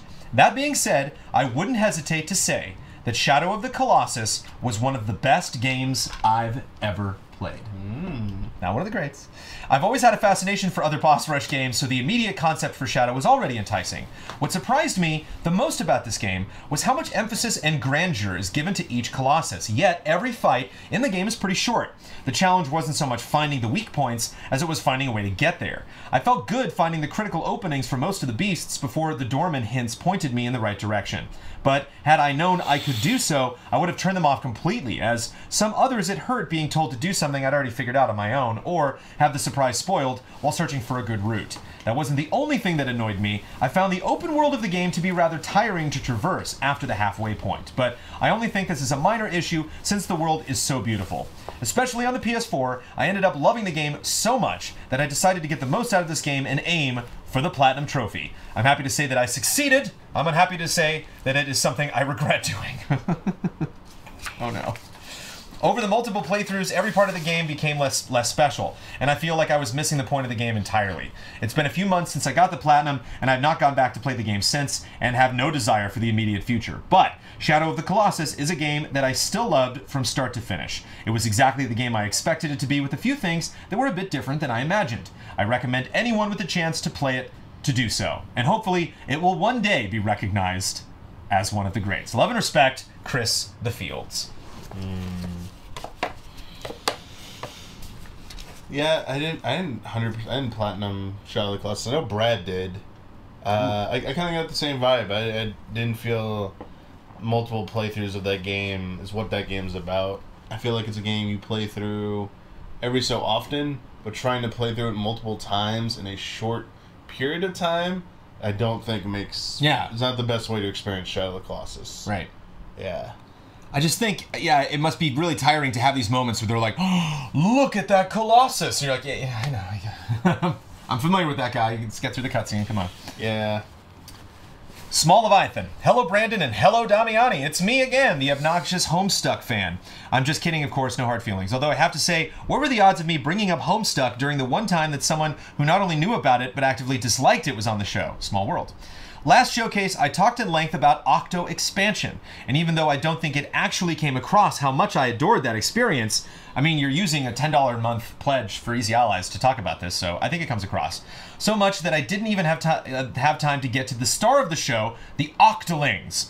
After 1,111 days since the release of the original Splatoon, the 8-legged cephalopods are finally playable, and they aren't just reskins of the Inklings. They have completely unique idle, walking, and victory lose screen animations, and even unique animations for when you're trying out gear in the shop. Their quieter, cooler demeanor makes them contrast nicely with the energetic and excitable Inklings. Not that it stops them from being a bit silly every now and then, too, with their victory screen pose with the umbrella weapons, where they play air guitar on the folded umbrella. I've got other things to talk about as well, though. It's not all just Splatoon this time, despite that being my favorite subject. About 2 weeks ago, Enter the Gungeon received a massive update titled Advanced Gungeons and Drag Guns. This update rebalanced the game's loot system, introduced new enemies and bosses, new guns, and a ton of other stuff. All of this was very welcome. The loot changes in particular, as I always found Gungeon to be a very polished game bogged down by painfully slow progression and a stinginess that felt very out of place considering how the game sold itself on all of its wacky guns and items. Sadly, even with the more generous loot system, I still think it's a bit too stingy, a fact not helped by a lot of potential guns and items being so bad that they aren't worth the effort to begin with, and that the game actually has systems in place to stop you from becoming too overpowered. The developers, Dodge Roll Games, hinted that they might have one more update in the future, and what I'd like for them to do for that one is take a step back and consider what they want their game to be. A tough-as-nails, merciless bullet hell game, or a wacky top-down shooter about collecting as many insane guns as possible. And then balance in from the ground up accordingly. Because right now, it teeters between the two, and can often become a bit of a slog as a result. Don't get me wrong though, despite all of this, I still love Gungeon a ton, and would recommend it to anyone up for a challenge. That's all for now, but as an aside, could you remind me which allies liked Warframe? Huber did. And Ian, I think, just started it, right? And Ben's streaming it. Ben's okay. Ben, we'll Huber and Ben are locks. I think Ian might have dabbled in it a little bit. I have something planned I'd like to do in a future showcase that involves it. Love and respect, Small Leviathan. I saw a lot of people. I saw some people online attempting to finish Enter the Gungeon, and apparently it's not easy to finish. I saw... Apparently, you just have like one shot, and if you die, that's it. Like you just got one life to get through the whole thing, or something like that. I watched a video of it, and it seemed overwhelming. And Gungeon just hit Switch, so yeah. That's my. I think I saw a video on the Switch version coming out. Just reminded that game's like intense, very intense looking. And that might be why a lot of people aren't talking about it. They might be just kind of scared, turned off by the intensity. Scott Clay. Hey, Jones Damiani. I hope you guys are feeling recuperated after that wild E3. Loving your coverage and videos, and realized this was the first E3 where my initial viewing of the press conferences were your reaction videos. Not only that, I'd be simultaneously watching with a fellow ally, my best friend from back home in Canada. I'm currently teaching in Japan through voice chat. Between having my friend to bounce things off of and listening to your commentary, it was a great way to experience them. I would like to use my community comment to shout out a video game related YouTube series. To establish a quick point of reference, these videos are created and directed by the same guy who made real-life Smash Brothers, which was a huge hit with me and my buddies back in high school around 10 years ago. Since then, he's been fairly quiet until releasing what I now believe to be his magnum opus, Battle Mode Royale. Now, some people's minds might immediately go to Fortnite or the current Battle Royale craze, but let me make it clear, the series isn't in response to that and began back in October of 2015. It plays out more like the 2000s Battle Royale film, except all of the characters are from video games. This includes the heavy hitters like Mario, Bowser, Snake, and Sonic, but also some surprises like Tom Nook, the Minecraft guy, and Cool Spot. It's a gleefully stupid series and needs to be seen to be believed. It's super cheesy, super violent, super low budget, and super stupid, but me and my friends laugh our butts off with every new episode. It definitely won't be for everyone, but I really see Big Zeef, not sure the filmmaker's actual name, as an auteur of the stupid and low budget. Some of the effects he creates with props and green screens truly blow my mind with their creativity or purposeful lameness. I really can't think of anything to compare this series as far as the humor goes. It really is just an oddity. Just keep in mind, when I say it's stupid, I mean it's like really stupid. Also, if you're enjoying aspects of the first few episodes, stick with it. I'd say it definitely picks up in episode 6 when the killing game officially begins. The main reason I'm shouting this guy's series out is I feel that it's criminally underviewed for the effort him and his team put into each episode. To put things in perspective, his meme hit Real Life Smash Brothers is almost 2.5 million views, while each episode of Battle Mode Royale has only about 500 to 2,000 views per episode. The series finale should be dropping any day now, so it's the perfect time to catch up. Thanks so much for reading my comment, and keep up the brilliant work. Nice. Are you sold? Maybe. That sounds like something. That sounds like something Damiani would enjoy. Possibly. Sounds like that fighting game we played the other day when Mario was in. Oh. What did we play that on? What was that? Just a regular group stream, or was that like a special event? Was that our better stuff? Did we play that? I can't remember. Dang. What was it called again? I forget too. Yeah, I think it was our fundraiser, our fundraiser for better stuff. Yeah. Jason A. Sackle, it's time. Get ready to have your babies killed. I ended up going back to the SNES Classic this past month. I decided to revisit Super Mario World. Still a fun game. After beating that, I decided to play something I never had before. It was time to give Super Metroid a whirl. Now, I haven't had much experience with the Metroid series outside of Smash. I remember getting Metroid Prime for GameCube back when the game first came out. Played the first level, and then shortly lost interest during the second level. Maybe some desert level, I don't know. It wasn't that memorable. Wait, for which game? For Prime. What? He doesn't remember. Yeah, I like how they're called levels. Like, yeah, right. Areas, I guess. Yeah. What I do remember though is that it was the first time in my life I said, I don't have time for this. An expletive might have followed. Anyways, played Super Metroid and I really enjoyed it. Wall jumping was a bit crap. Even once I got the hang of it, there was an audible sigh anytime I had to do it. Also, the last power-up where you spin and can air jump was also a bit dumb. Everything else was great. Do you concur? Screw attack. Oh, yeah, wall jumping and screw attack can be finicky at times. There you go. I can concede that. The music was top-notch. Bloodworth will chime in and chat with an agreement, I'm sure. Aside from the two things mentioned, the controls were great. It was a fun time. It was a good way to kill time before the game I wanted this month came out. A Switch game, no less. Captain Toad Treasure Tracker. Never picked it up when it came out on the Wii U. It seemed like a fun time it seemed like a fun time to kill a little time on a lunch break or something. I have enjoyed what I played and am no rush to complete it. Few levels here, few there. Luckily, soon after that, the Plus update for Sonic Mania came out. That game is still fantastic, and I love playing through the new mode, as well as the original mode with the 2 new characters. I ended the month with playing the latest, and I believe final DLC for South Park The Fractured But Whole.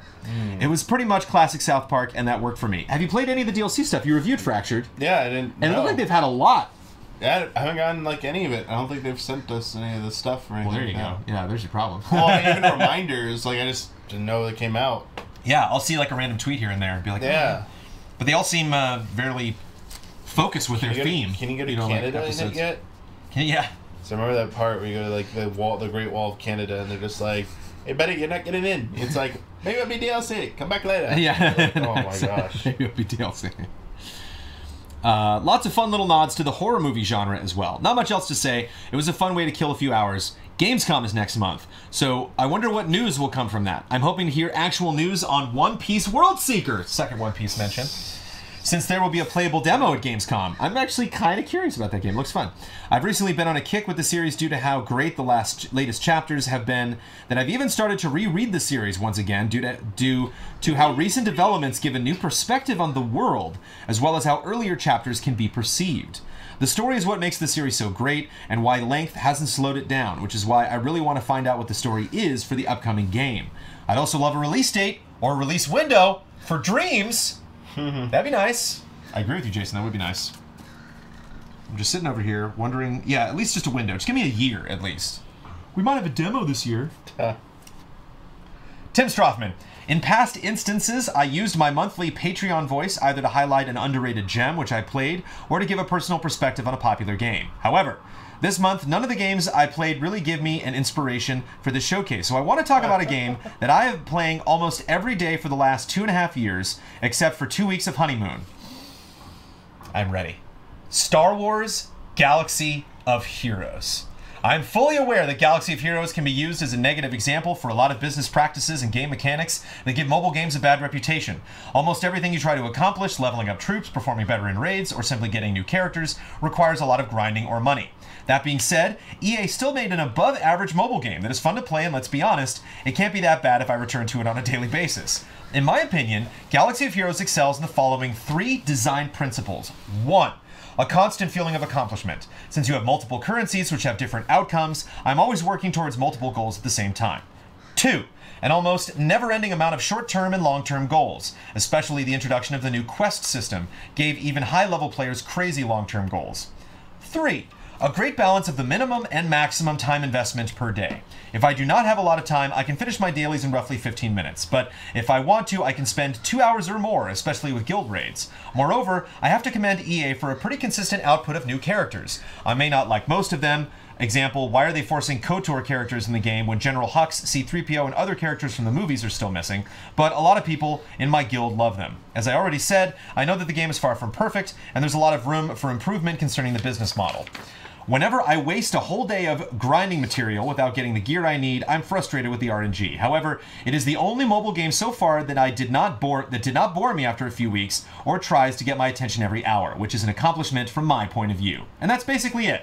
I just want to give a shout out to Galaxy of Heroes and Capital Games EA Mobile for giving me short bursts of meaningless, enjoyable dopamine each day. Yeah, I don't want to talk about this game too much, but the one that I do like, you was talking about goals, and the thing that I like about it is I do have goals in the game, but I'm not like stressed about them. So like right now, I've been playing that game for a long time, so like a lot of my characters are not maxed out with gear, but maxed out with level and star rating. And as somebody who played Fire Emblem on mobile, I'm sure you can understand star rating. Right now I'm putting a Jawa team together. I'm finalizing my Jawa team and my clone team. And that's what's fun about the game is every now and then they'll have like a special event where it's like just the Empire on Tatooine and you're just Jawas. And so if you're like, oh, well, my Jawas suck, then it's like, well, I'm just going to miss out on that event. But for that one guy who's like, yeah! He's like, Jawas are my mains. So they're like, oh, here you go. It's like a fun event for you to check out. So it's fun to like General Grievous is like a character that I've been like slowly trying to get to 7 stars through like the entire course of the game, and like I'm almost there. So it's like it's fun to like the big thing that resonates with your comment, Tim, for me is a constant feeling of accomplishment. Every day I'm like, oh, look, I did that thing. Nice. So yeah, but thus ends the Galaxy of Heroes conversation. Jack Price. Hello, Brandon and Damiani. I hope you're both doing well. I wanted to use my comment this month to make a case for something that is often disregarded within a certain franchise. The single-player campaigns in the Call of Duty franchise. It's no secret that the series has shifted its focus from single-player to multiplayer, arguably starting since Modern Warfare 3. With the latest installment, Black Ops 4, removing the campaign entirely to focus solely on co-op multiplayer, I found this news to be personally disheartening, as I'm a fan of the series solely for the single-player campaigns. It all started around 2 years ago when I was browsing through Steam and found several of the earlier games from the series on offer. As such, I figured it would be fun to commit to a full Call of Duty campaign marathon. All the games available on Steam in chronological order from Call of Duty 1 to Call of Duty Infinite Warfare. When all is said and done, I found that I had gained a newfound respect for the series. The earlier entries are a far cry from the bombastic indulgence that is synonymous with the series. While not being subtle in the delivery or messaging, there's genuine passion and sincerity that oozes from every aspect. Paying tribute to these soldiers, and the bravery that was showcased, elevating them to mythical heights, is what drives these early titles. Several highlights in these older games speak to this quality, lending it an enjoyable sense of charm and honesty. This backed by incredibly tight gunplay, which makes these games a blast to revisit. Whilst newer entries in the franchise often present this sense of patriotism as misaligned and overblown, there are plenty of aspects that help elevate every title in the series. Whether it be the uncompromising brutality of World at War, the existential experimentation of Black Ops 3, or the sci-fi space adventure vibes of Infinite Warfare. I feel that having the right mindset can help when looking at the series and when playing it also.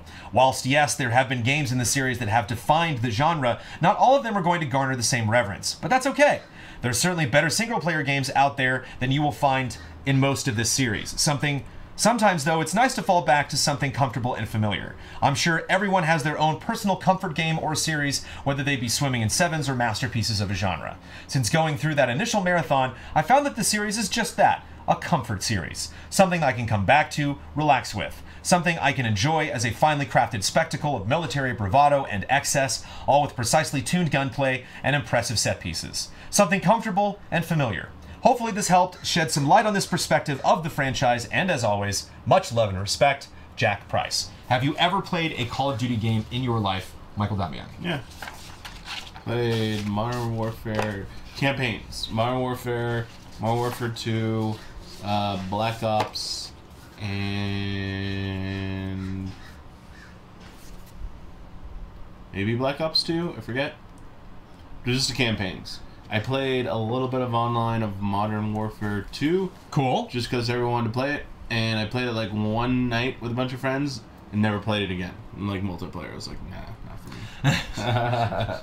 It's like, alright, let's play the story and stuff. And yeah. I think they're okay. Even for me, they get a little frustrating. First-person shooters aren't generally my cup of tea. Yep. Yeah, I tend to like want to go wider and stuff, and then the game's like, you're leaving the mission area, come back, and I'm like,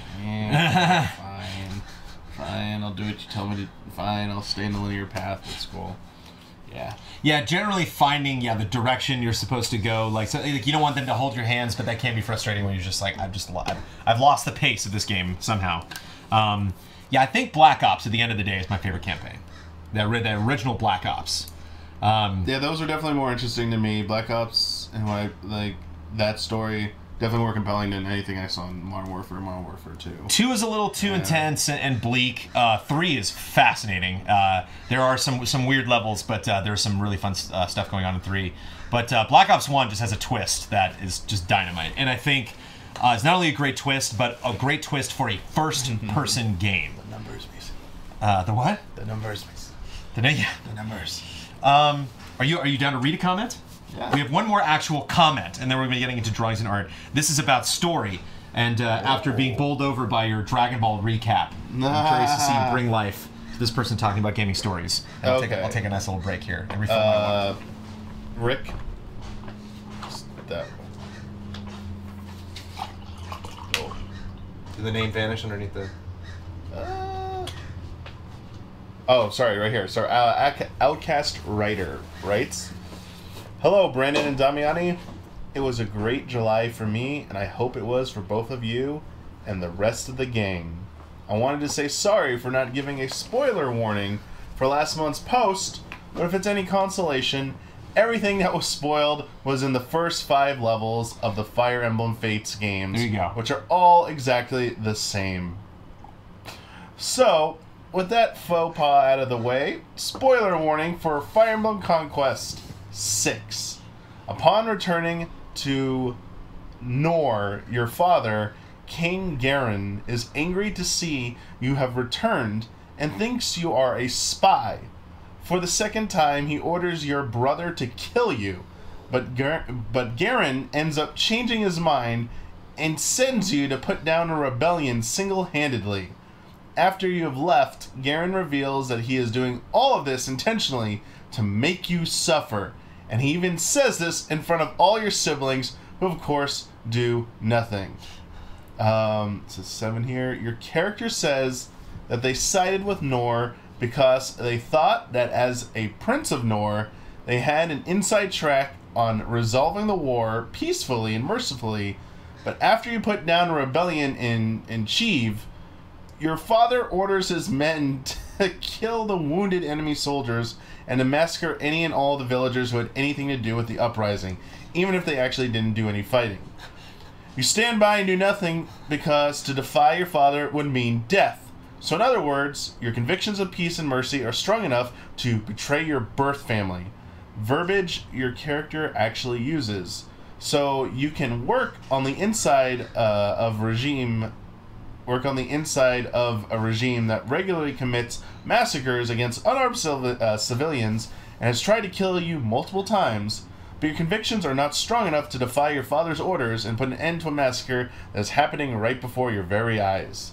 This is an opportunity for your character to make a definitive stand for peace and mercy, but instead they do nothing because, well, we still have half a story to tell.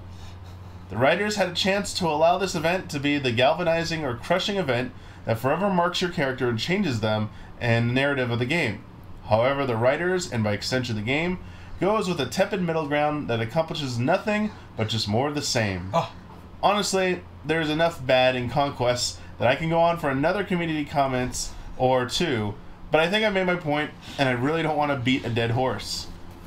Conquest made me feel completely apathetic, and I have replayed all the other Fire Emblem games that I own at least once, but Conquest's absurdly bad story got me so disinterested in the game that as soon as I finished it, I gladly traded it in. I understand that all this is simply my opinion, and I'm not trying to hate on anyone who enjoyed the game, and I have high hopes for Three Houses. I just really needed to get these feelings off my chest. Thank you for giving me the opportunity to do that. Love and respect. Nice. Wow. Damiani with the assistance. Sometimes you just got to get a bad story off your chest. What a roast. You play. And that wraps up our comments. Yeah. Time to get into drawings, art, photos, video, music, screenshots. Thank you so much for everybody who left comments. We are kicking it off with the doozy, Damiani. All right. A doozy, which some of you might have already checked out because this was posted also online, but it is the second part of Persona. You see the E, the Z, and the A? See what they did there? Persona. And this was created by Bernardo Delcast specifically, and Rick Argomanas. Greetings, Jones and Damiani. After more than a year and many hours of work, Bernardo Delcast and I are ready to unveil the second chapter of our comic, Persona. Nice. And I don't know if I can read the small print from here as we're loading this up. Oh, below prime time? But I will... What's that? I was going to say, you read the text below prime time? Oh, no. I can't read that. Yeah, no, here we go. So here's the cover of part 2. Alright. Yeah. Oh, geez, I don't know. It's real small. Let me see if I can blow this up. You can make that bigger, yeah. There. Okay. This is Twitch? Damiani, how did you learn how? Back in Texas, there was an incident. Anime is real. Anime is real. I somehow knew. I could feel it somewhere deep down. And it is a beautiful secret for our world to have. and the secret will allow us to infiltrate the heart of EA and change their mind about... Change EA's mind? Uh-oh, here we go. The new challengers approach. Yes. Ian Bossman, Brad Bloodworth. Oh, the text is so small. What's up? I think I'm gonna have to get close. Sorry. You greatly overestimate their abilities. You can access the Prime Portal? I can indeed. Keeley has a lot of connections, you see. That's wonderful. Then maybe you can help us. Afraid not, Damiani. We tricked you to come here and stuff. Don't get mad, though. Hear us out. We have the power of anime at our fingertips. With that power, we can accomplish even greater things. You're not looking, Damiani. You're not looking. You're missing the best parts. Anime. Yes. Oh man, this text. So yeah, you can. I can't. It's too small. I'm sorry. Even blowing up all the way on the TV, it's just too darn small. But you can go. You can if you want to follow, you can follow Rick Argamanis on Twitter. Scroll to zoom in. I mean, no, we're in XSplit. That doesn't work in XSplit. Yeah. But you can see just all the fantastic bits. Yeah, that text is definitely way too small. I wonder if I can have these. I should have had my laptop available or something to read these off, but yeah, the only way to, I mean, yeah. It's fine. You know, people can read it, and you can also click on it and read it at home. God, one of the last frames. Yeah, look at this, baby.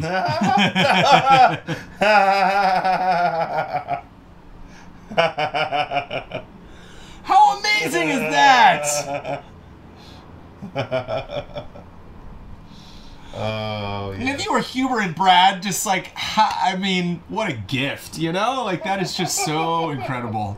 Send Huber. And the fact that, like, there's, like, actually, like, a story behind it. There we go. Rick Argamanis and Bernardo Del Castillo.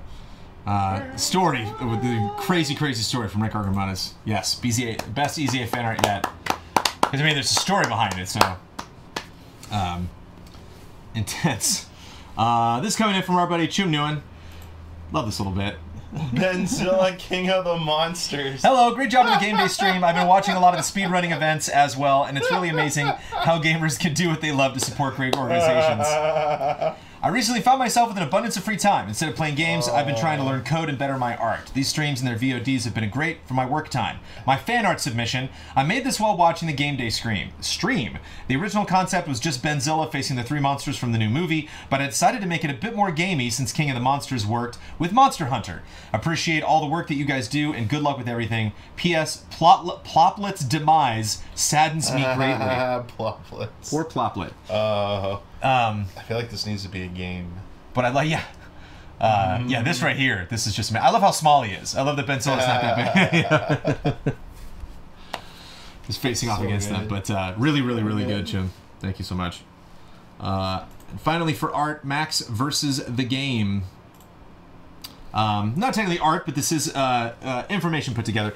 Hey, Brandon and Damiani. I had a lot of free time this summer, and I decided to rewatch the Easy Livin' stream of last year. With this year's Easy Livin' stream approaching, I thought it would be appropriate to send you some graphs I made for fun while I was watching last year's stream. Basically, those graphs show the total of deaths by games and allies, as well as the total number of hours played by each ally. Note that the death count might have some mistakes. It was pretty hard to keep track of since there were so many deaths, and chat was sometimes counting more deaths than there actually were.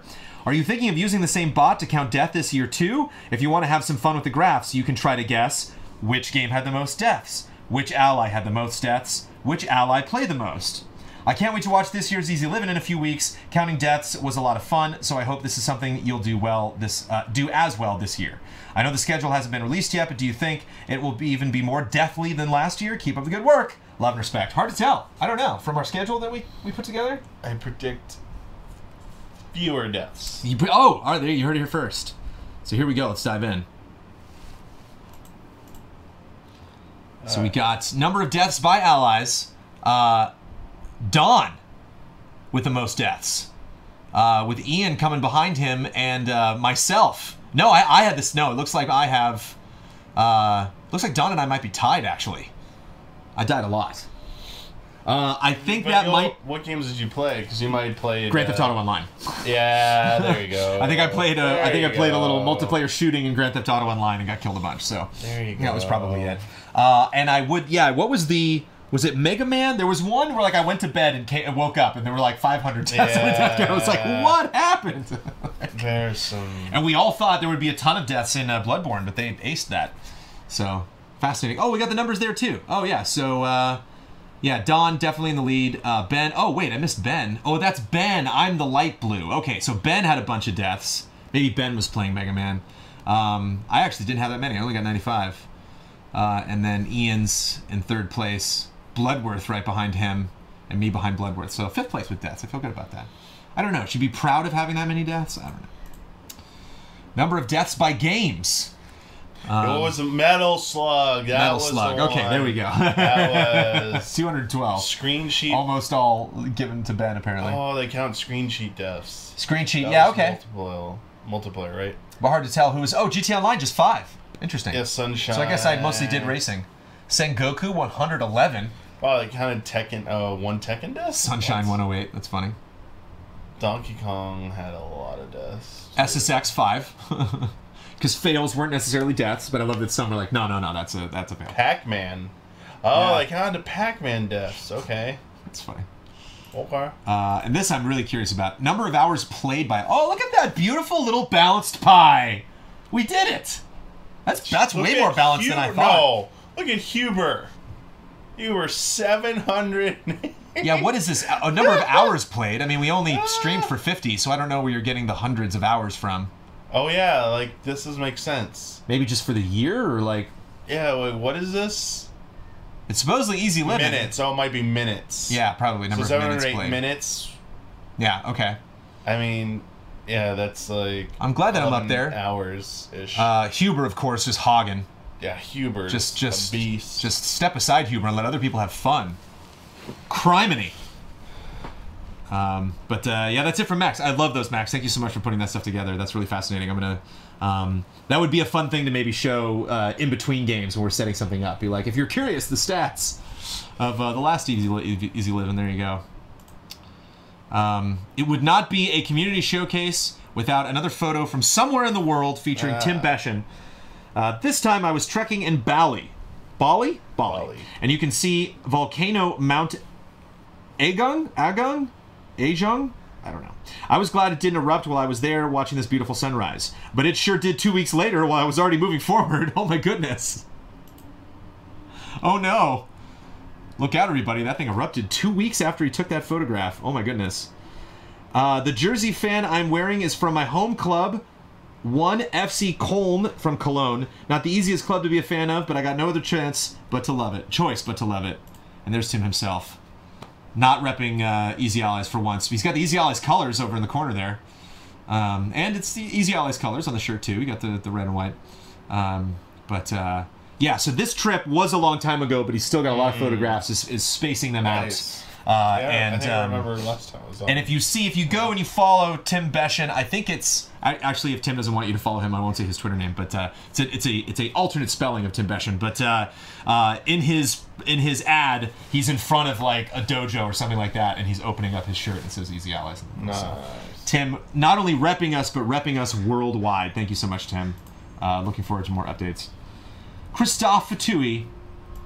Yeah. Hello, Brandon and Damiani. Yeah. For this showcase, I have 3 pictures to show off, but I think people that want to see them should just go ahead and click the link in the Patreon post and instead listen to the story that comes with them.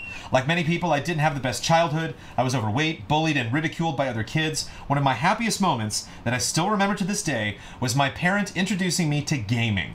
I was walking home from school, a typical day, and walked into the house to hear my parents laughing like crazy. I ran into the living room to see my mother on the floor, mother and father on the floor playing Action Biker on Commodore 64. It was the year 1986, and I was 6 years old. With opening Pandora's box and introducing me to gaming really took a big turn for me. It was an escape from all the bad things around me. At school, bullying continued, and even some of the teachers had their fun. Damn! Saying that I should not waste my time with games. I was too fat. Because I was spending most of my time in my room, also gaining more weight, not getting good grades, my parents also started to not really support what I was doing. Well, I tried my best to figure out what I wanted to do. Gaming and computers went hand in hand, so I went to a technical gymnasium for 3 years and got my degree and specialized in computer science. A technical gymnasium. Have you heard it referred to as that? A technical gymnasium. No. That sounds awesome. It sounds cool, yeah. Getting physical with technology. Didn't get great grades because I was not focused when we still had to do the essays, math, etc. One of the worst things that happened was on the last day of exams. I came out and passed, which meant I could get my degree. My father was there, and he told me he didn't believe that this could turn into a job. I failed many times and spent at least 5 to 6 years figuring out stuff, but in 2008, I graduated as a 28-year-old IT supporter and came out with a grade A and the top of my class. I have kept working hard and worked my way up to the corporate ladder to a position where I make a decent living and I can buy stuff that I want and travel more. In 2014, I'd worked on myself and my job. I lost both my parents and only had my brother and sister left. I was 110 pounds lighter, so me and my sister planned a trip to Florida. During the trip, I saw for the first time the BTTF, Back to the Future, DeLorean, and it was a moment that I will never forget and is the first picture. The second picture is of an orca, and it's via a glass that they had below one of their tanks. That's super cool. To get up close, you can see the tank in the background. It really took an interest to me, so the picture turned out great. The third pic is of a view from the Hard Rock Cafe in Miami. I was having a beer and thinking about how I got here and how happy I am now. Yeah. Welcome to Miami. Now, while the personal stuff up to some stupid pics, you say, I want to encourage people that are watching and in our community that if what you do makes you happy, then don't listen to all the naysayers. Don't let people get you down. If what you do makes you happy, do it. Don't give up on figuring out what you want to do. It can take a long time for someone, and that is okay. Life is short, and that's why we should strive to be happy all the time and do what makes us happy. Love and respect, Fatui. A wonderful message and wonderful pictures. I love little, like, perspectives on this. Like, pictures like this are beautiful to see, but knowing that this was an ally that experienced this, it was an ally that was there. I love going to a restaurant, having an outside seating area, seeing part of the city from outside, and just chilling, watching boats go by, planes go by. That looks super jolly. I want to be there. That looks great. And a wonderful message too, Christopher. Thank you. Christoph, excuse me. David Cleland. Hi, Brandon and Damiani. Rayman Legends update.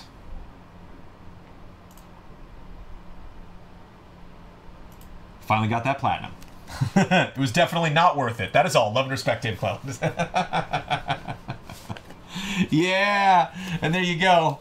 Again, I love the photo of the platinum. I love having the phone ready to take the picture. Here it comes. Here comes the video. And I always got to give him a shout out. If you are not familiar with the name Dave Cleland, he built the wonderful Lego set that is in the back. One of the most insane presents we've gotten here at Easy Allies. Like that special edition European Super Nintendo Classic. Saw in the corner of the picture right there. Oh yeah, is that? Oh really? Oh nice. Bottom right. Yeah. Best form factor. Nice. That version. You know what I saw? You know what? To give a shout out to Pat Contry, the NES. He made the Pat the NES Punk. He did a book which we have that is the NES, is a guide to NES. Has a list of certain years that he covers, and there is a NES and a Famicom version. So you can get that book, but it's I think it's blue and yellow. The Famicom is the yellow version. And I just saw he was promoting that the other day on Twitter, and I saw there was a Famicom version, and I was like, props, Pat! Nice. Well done that you had actually, like, specifically a Famicom version of that. David Lee. Hello, Jones and Damiani. This is my first time submitting to the showcase, I know what that is. And I'm really proud of this Hollow Knight achievement I just got. That. I played through Hollow Knight for the first time on Switch in June and quickly became obsessed. After completing the game casually with 31 hours on the clock and given an 83% completion rating, I went over to the Steam version of the game and browsed what kind of achievements there are. One caught my eye. It was speed completion, achieve 100% game completion, and finish the game in under 20 hours. I wasn't sure what 100% completion entailed, but I knew I wanted to try. On July 28th, I managed to make it to 100% just a bit before reaching 20 hours, and I was stoked. And with that, I still can't get enough of this game. I'm slowly working through with other achievements and more playthroughs. In talking about achievements and not really wanting to get them, one thing I definitely did and have always done is Resident Evil. I won't necessarily platinum it, but any in-game achievements, anything I look up where they're like, to unlock this thing, I'm like, I have to unlock everything.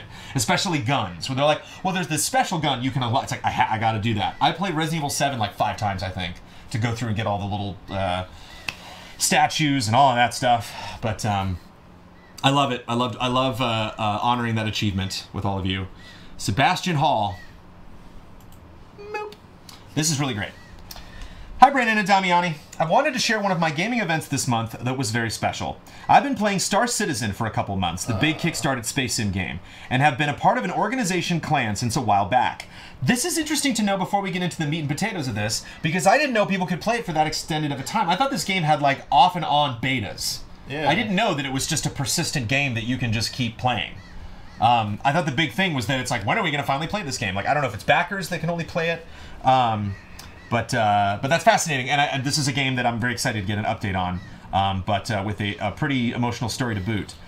A couple of weeks ago, after a tragic accident, we lost one of our highly regarded members. In order to honor his memory, we got together and had a memorial flight through the universe. We all gathered on Port Olisar, where we then did a tour to all the moons in the system that currently are available in the game. It was an awesome evening where we all sat in Discord and brought up happy memories we've had as an organization, and a lot of tears were shed. I have, after approval, put in a link with a couple of the screenshots that we took. Do note that all of these were done without any loading screens, which I think is kind of cool. Best regards, Lotiaz.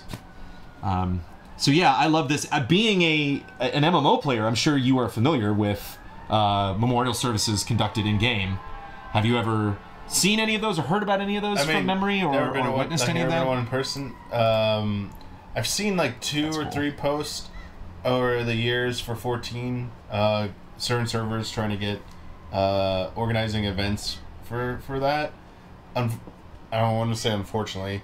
The only exposure I've had to watching anything in action is, I've said this before, Jones, the infamous WoW video. Like, Right. That's the one that, sorry, just comes to mind. Right, of course. And play WoW, but it was just the video at the time that everyone watched. And despite it being funny, whether it's true or not, that was how the person would have, like, their friends believed that is what they would have liked. They love PvP and they love trolling. So to honor their memory, all these people putting together like this elaborate like lineup, pay respects, and they're like, they don't want that. Right. They want anarchy or whatever. So we're gonna bring the anarchy and stuff. Well, I think that's so I think it begs the question: if you're going to do something like this in a game, are you going to? I love this. I mean, this is really, really great. Like, are you going to play the game as it was intended, or are you going to maybe do something special for this event? Maybe do something that you wouldn't normally do. And I don't know what the day-to-day activities are in Star Citizen, like how you level up and how you gain, how you progress through this game. So I don't know if this was just another day, same activities, or if this opened up an opportunity for you and your guild to do something you don't normally do and spend time really just chatting with your guild. And I imagine that's probably got to be one of the really fun things about Star Citizen, is just living in that world and being on Discord, talking with your friends. Do any MMOs or online games? It's a sim, so doing missions, mining, and trading. Yeah. Okay, cool. Do any of them actually offer like an actual like in-game event you could do? Not something that you put together as players, but like they actually like have a system in place. Oh yeah. Well, like Final Fantasy XI had weddings. Yeah, you could officially get married. Yeah, they have like all the positive celebrations. I mean, this still can be a positive event, celebrating someone's life. Of course. But I don't like. I wonder if it's just like too touchy that they don't want to touch the subject, or right. Does any or just get backlash? People saying that wasn't what I intended. That's not what initially what we wanted to do. I'm curious, chat. Does any MMO have like funerals basically in them that you can organize? Or, I mean, just from a customer service standpoint, some kind of recognition that what do you do with accounts when someone passes? Yeah. Like, what can can loved ones then access that account? You know, it's kind of the same thing with Facebook and Twitter, and it's interesting. Yeah, It's interesting in our digital age, kind of this footprint that we leave everywhere, and then how do people? It's like your like digital will. It's like how do people account who gets for that? control of your accounts? Like jeez. You can have all my 14 characters, Damiani. You can have all my Twitter followers. Okay, great. There we go. See? You now have the ownership of my Twitter followers. There you go. But that was a very special and emotional moment, Sebastian, and I think a very kind of one of the things that makes me feel warm and fuzzy inside when it comes to the showcase. That not only can we show other people in our community this, but we as the allies get to share this with you, because I'm sure that was obviously a very emotional event. And for me, as someone who is absolutely fascinated by Star Citizen, a really cool look at a game that I don't necessarily take a lot of time to keep updated on. So thank you very much for introducing that. It was such a beautiful night, Lotia says in chat. All right. It is time to put on headphones. All right.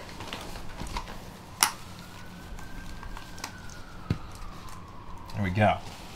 We're just kicking it off with 2 tracks of music.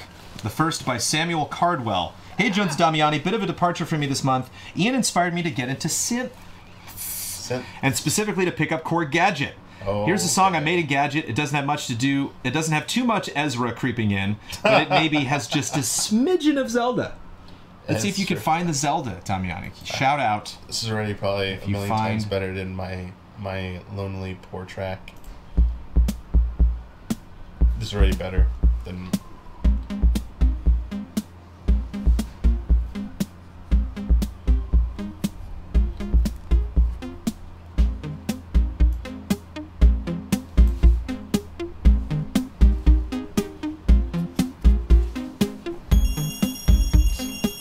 No, Ezra's creeping in.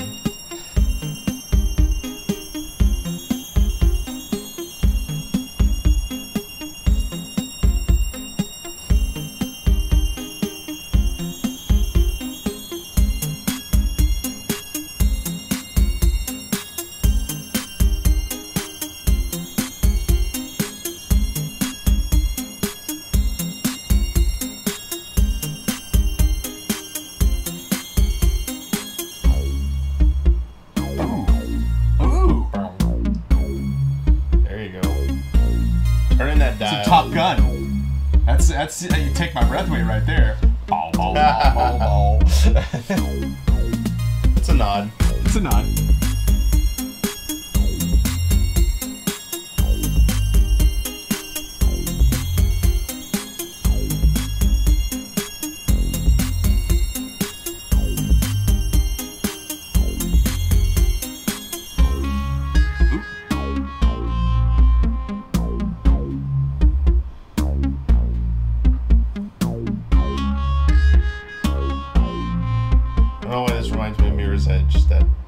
Sure. For some reason.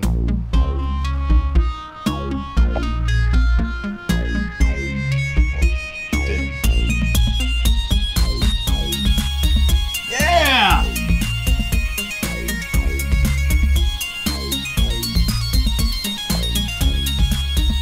This is a Van Gogh compared to bad effort I gave. I wasn't even around when you did it. I just made words with the things. I still haven't even gone back and watched the dance party. I love this, man. This is really great. Yeah.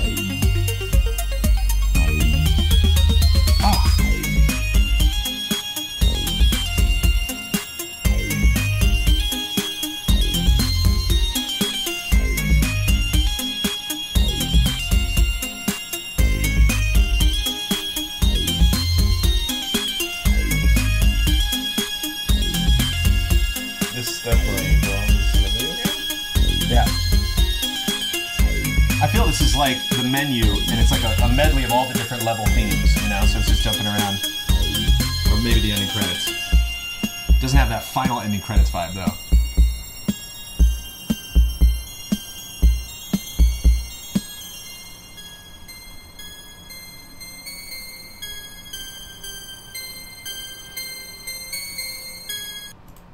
Aw, yeah! Thanks, Sam. That was awesome. Mason Victoria. Hi, allies. Today I have a short little 8-bit funk demo I wrote as an attempt to keep myself motivated in writing new music for my artist portfolio. I decided to learn more about chiptune music and discovered some rather neat sounds.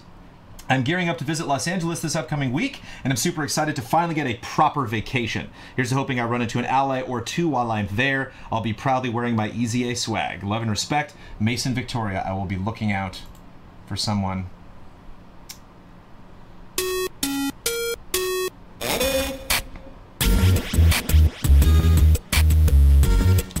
The music's so chill in this showcase. That's why I like to do music last. Just like...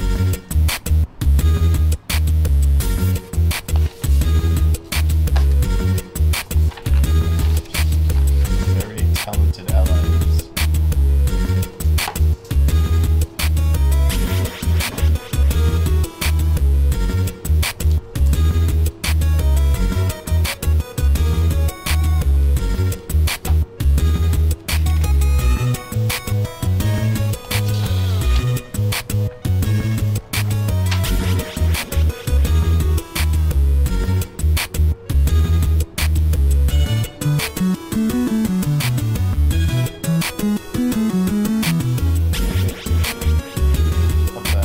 DK SNES vibes for sure. Yeah, yeah.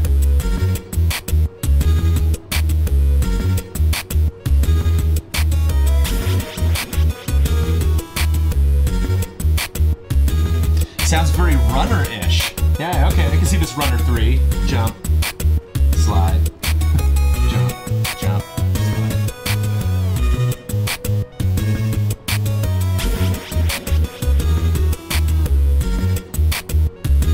Funky Kong with us.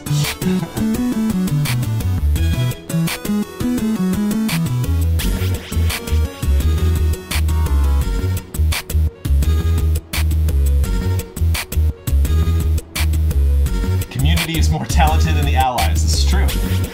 Collectively, you all got us beat.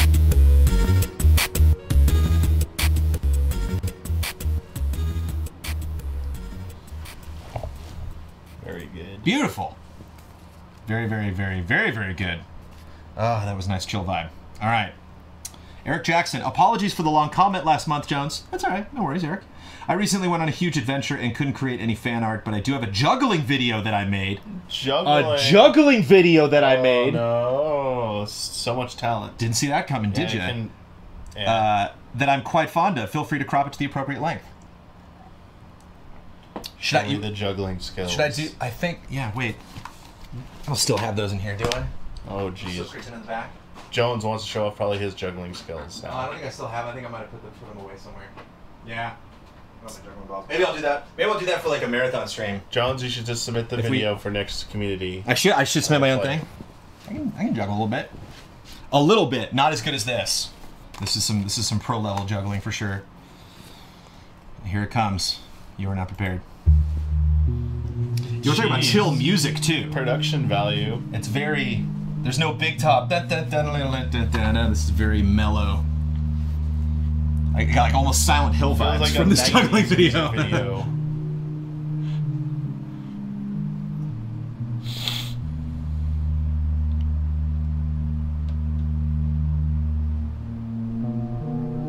I think he like knocks the light in one with one toss.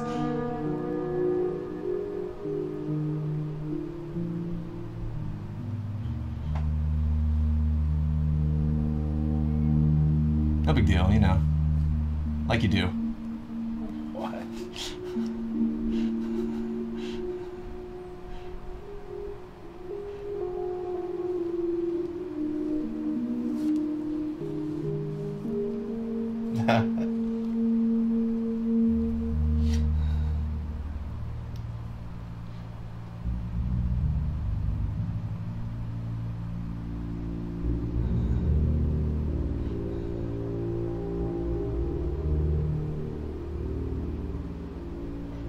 The casualness is what I love, you know? It's like he looks bored almost, you know, just like, it's no big deal. But that's the thing, you just rehearse this stuff so much and do it, I love it, knocks out the light. And you do it so many times. Oh god, that, now you're showing off. This juggling is part of a demon sealing ritual. What? Do you think Huber can do this? If he put his mind to it. I feel like this is... I don't know if his vision is up for it. You know? Each of these things gets too far away from him.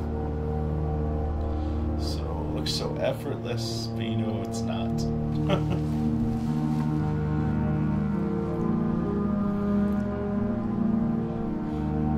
Whoa.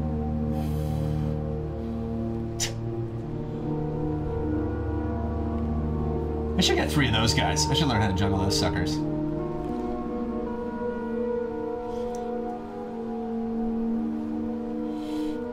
I love it because this music sounds like the save room in a Resident Evil game. That's... So imagine if you went into a save room and this guy was there. Yeah, this is there. And he's like, don't, I'm just shooting a video, don't mind me. Yeah.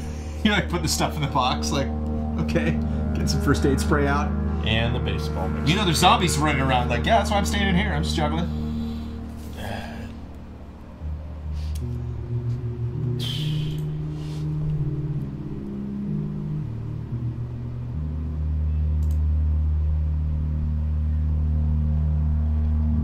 Kind of Blade Runner vibes almost. In the future, all that's left is juggling. Boop. We're gonna have to cut it there because we're at the 3-minute mark. It goes on for a bit. Yeah. You wanna know how to juggle, Damiani? Yeah. You ready? You ever wanna learn?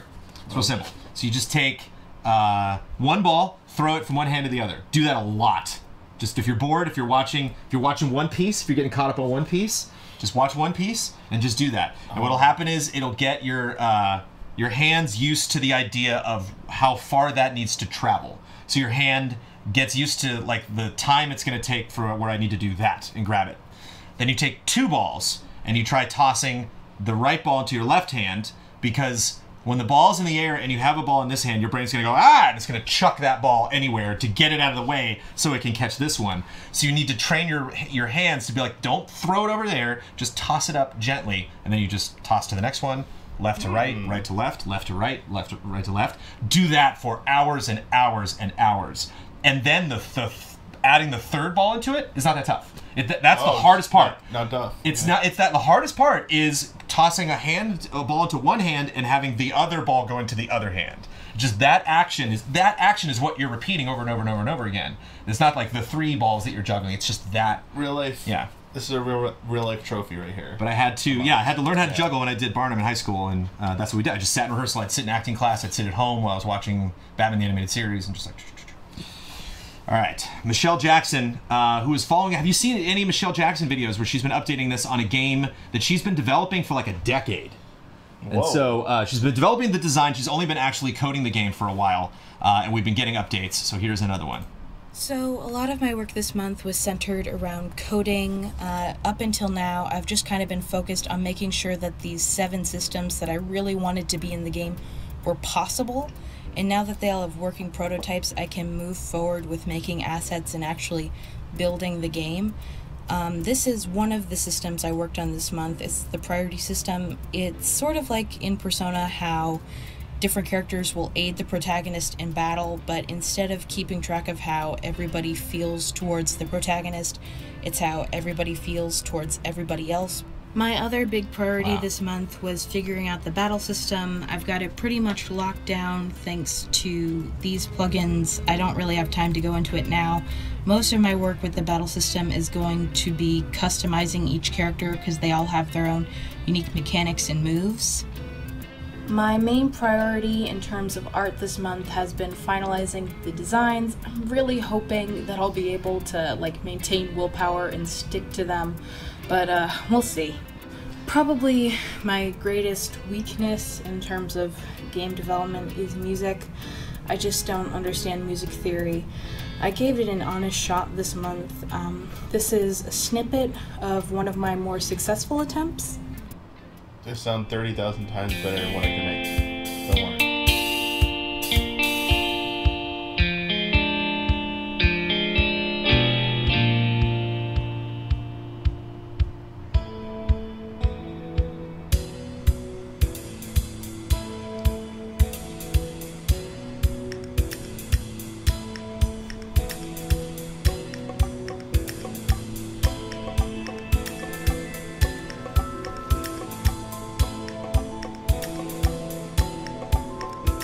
Michael Damiani, no stranger to background RPG music.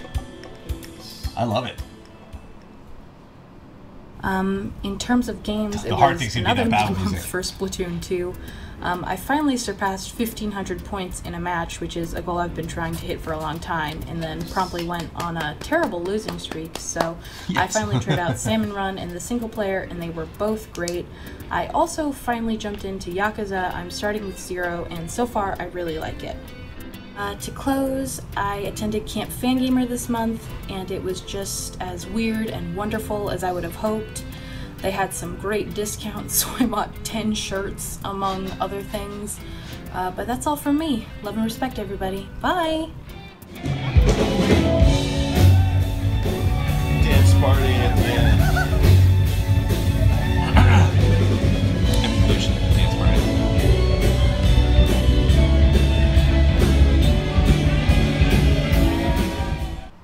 Thank you for the update. Nice. I love that. I love that.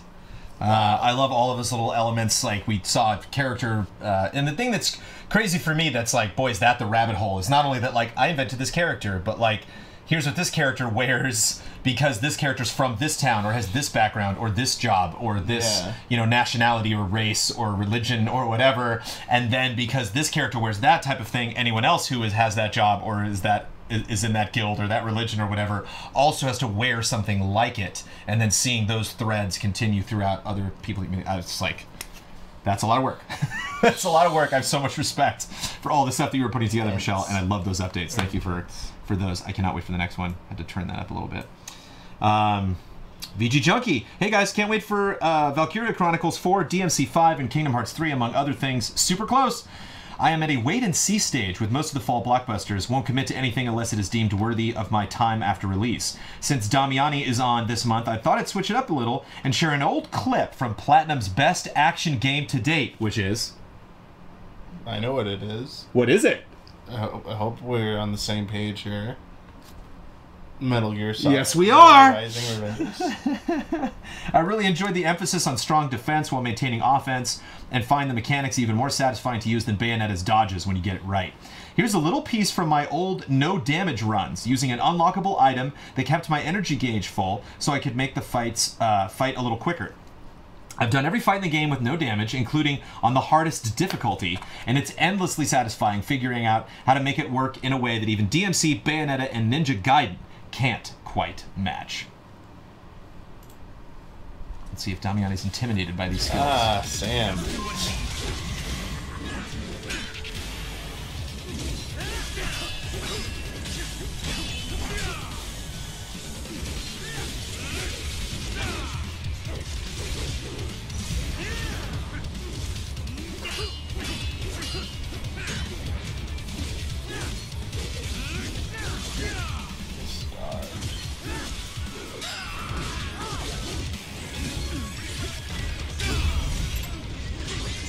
Music hype.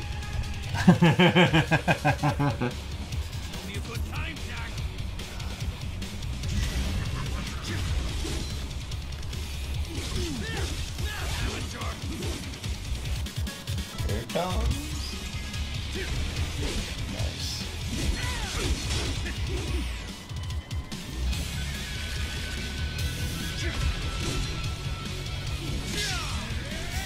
Yeah.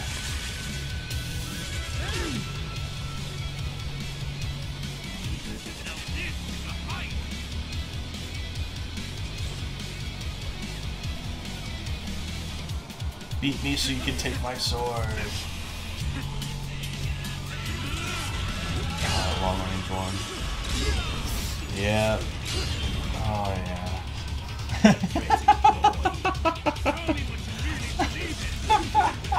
Oh, they used to lecture him too. It's hilarious.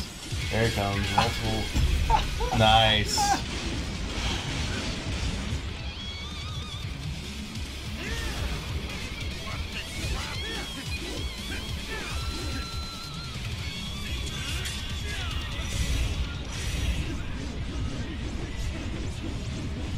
Like early swings. Gotta be safe.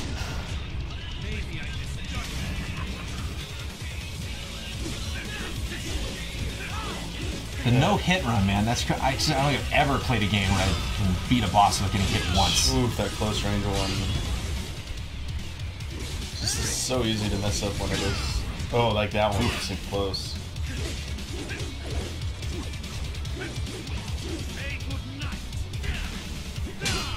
Wow. The jumps, yeah. Triple. Oh, that's forward. Sorry.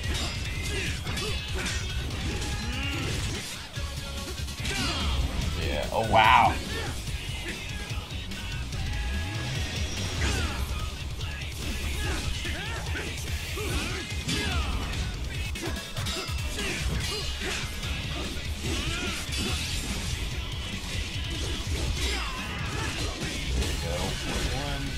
There you go.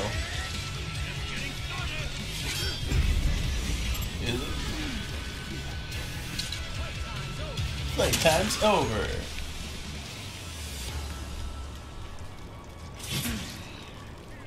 Alright, you can have my sword. Wow. Very nice. A fairly impressive performance, right? Very Officially, nice. you deem nobody loves that game more than you, and amongst the allies than you do. So Pro. I think yeah, It's like, alright, yeah. a pro label is, I think is what they're looking for. Let's see Armstrong next. Fun fact: when we were playing it, I got a bug on that fight, and because you're supposed to get down to a certain percent on Armstrong on the first part, and it triggers like a cutscene, and then you go to the next part. For some reason, it will never trigger the cutscene, and I spent like 2 days trying to get him down to like 0%, but like he does all like it was. I remember like Justin Spear was watching me try it at one point, and it was like, this is insanity. I think the best I got down to, well, yeah, I never got it to 0. Like, didn't even come close to that. I remember asking like Konami, like, is this a bug? Like, is this supposed to be happening? Like, why hasn't the? Because it was my first playthrough. It was like well after that. And they were like, yeah, you might need to reload your previous save. And I was like, reloaded my previous save and just did it normally, and like it just kicked in. I was like, oh yeah, I've been wasted almost 2 days of my life here. Good story though. Yeah. You got a good story is what you got. Well, at the time, yeah, I got like Not a really waste. good at like all the Not a waste. dodging and stuff. It's a good Like, story. Armstrong Joseph Caruso. range. Hey guys, I'm continuing my educational series about my most played Overwatch heroes, designed for viewers that know very little about this multiplayer game I love so much. This time, it's about the scientist ape Winston. Although he's in the tank category, I hope I can illustrate how he doesn't function like most tanks in the usual sense for a video game. Apologies if there's not a lot of audio for the gameplay. My in-game voice is often very loud, which would interfere with my voiceover added for this video. Just an idea, if you guys will be willing... would you guys be willing to show videos, art, music first before reading comments? I feel like there's a lot of potential viewers who click on the video and get turned off immediately from the rambling comments. If not, no big deal, just a thought. Curious what you think about this. So we do comments first, and then we do all the multimedia after. I look at the multimedia, I think it's kind of, you know, nothing against the comments. The comments are very fun. But I think it is the most visually interesting, obviously. I think it's the most engaging part of the community showcase. So I'd like to have it be the finale. I like to have video end with that. I like to have music at the end after we've had this big long conversation. We get all these thoughts in our heads. We're thinking about core gadget. It's nice to chill to some actual core gadget playing. Yeah, I agree. I think it's I'm also not super concerned about views for this stream. This stream, first and foremost, functions as a service for the community. This is something we want people to get together. And hopefully, Michelle Jackson said that, you know, they're like, I'm not a big music composer. And it's like, well, we got some music composers here in the community. Maybe there's some people you could reach out to and get them to work on some music, or just plug in that core gadget and go nuts. So yeah, so I think for that reason, we'll probably stick to the format the way we do it now. But let's learn a bit about Winston. Winston is a very simple tank hero to play on paper. He can only attack enemies in close proximity with his Tesla cannon. He can leap a great distance every 6 seconds, and put down a stationary bubble shield every 13 seconds, but the shield will disappear after 5 seconds or if it absorbs enough enemy damage. His weapon doesn't do a lot of damage, but what makes it special is that it bypasses defensive abilities such as Reinhardt's Barrier, D.Va's Defense Matrix, and Genji's Deflect. In fact, Winston is considered a counter to Genji. Genji normally is a tough target to kill since he has a small hitbox, moves erratically, and can deflect enemy attacks, but Winston can damage him easily as long as he's close, and when Genji tries to dash away, Winston has the ability to chase after him. It's rare when a tank has the fastest movement ability in a video game.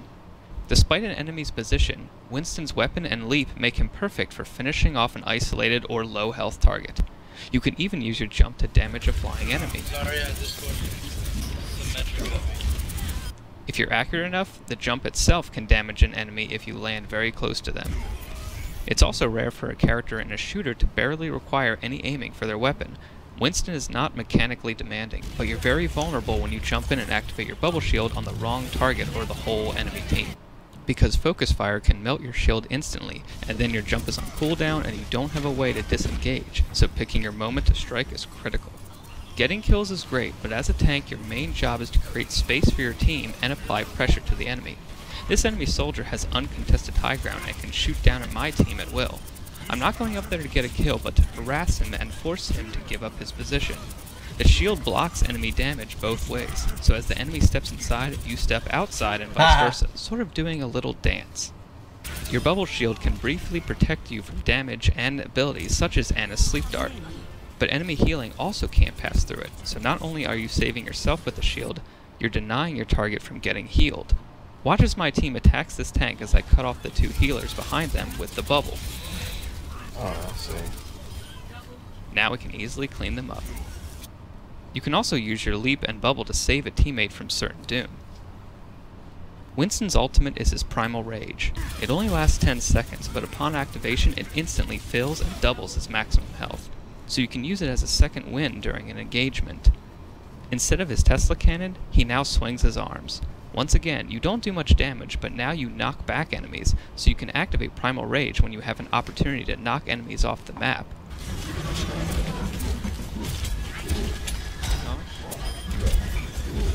Trap them in a corner, or push them off the objective when they're trying to contest it. Your leap ability also gets a shorter cooldown during Primal Rage, so you can be a little more aggressive and take space. I'm out of time, so thanks for watching.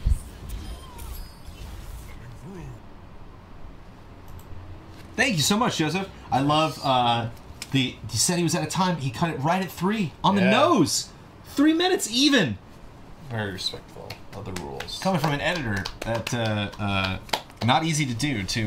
And I love, yeah, the audio editing was a little fancier than from the last video. So I love that you can use this platform to show these off, and hopefully people can learn from that. I loved the example that you gave. We are like, here's what I'm doing right now. Like, I'm not actually trying to damage them. I'm just trying to piss them off and scatter them.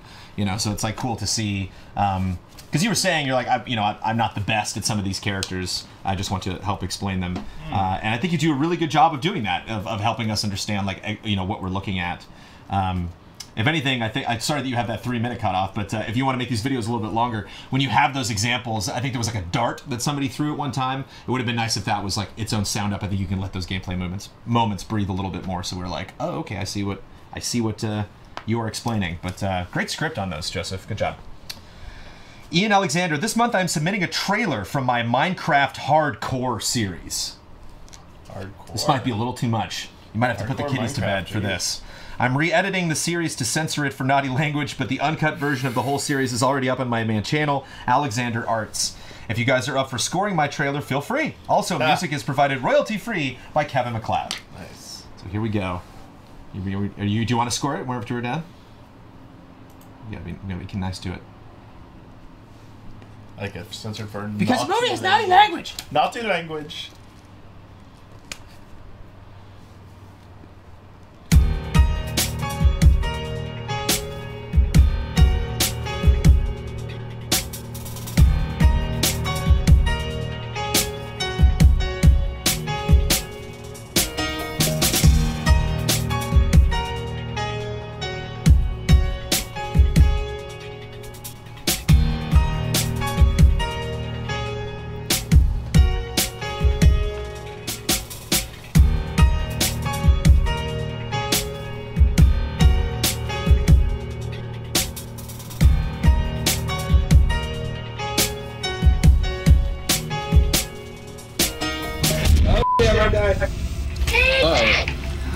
Don't die. Don't die. Creeper.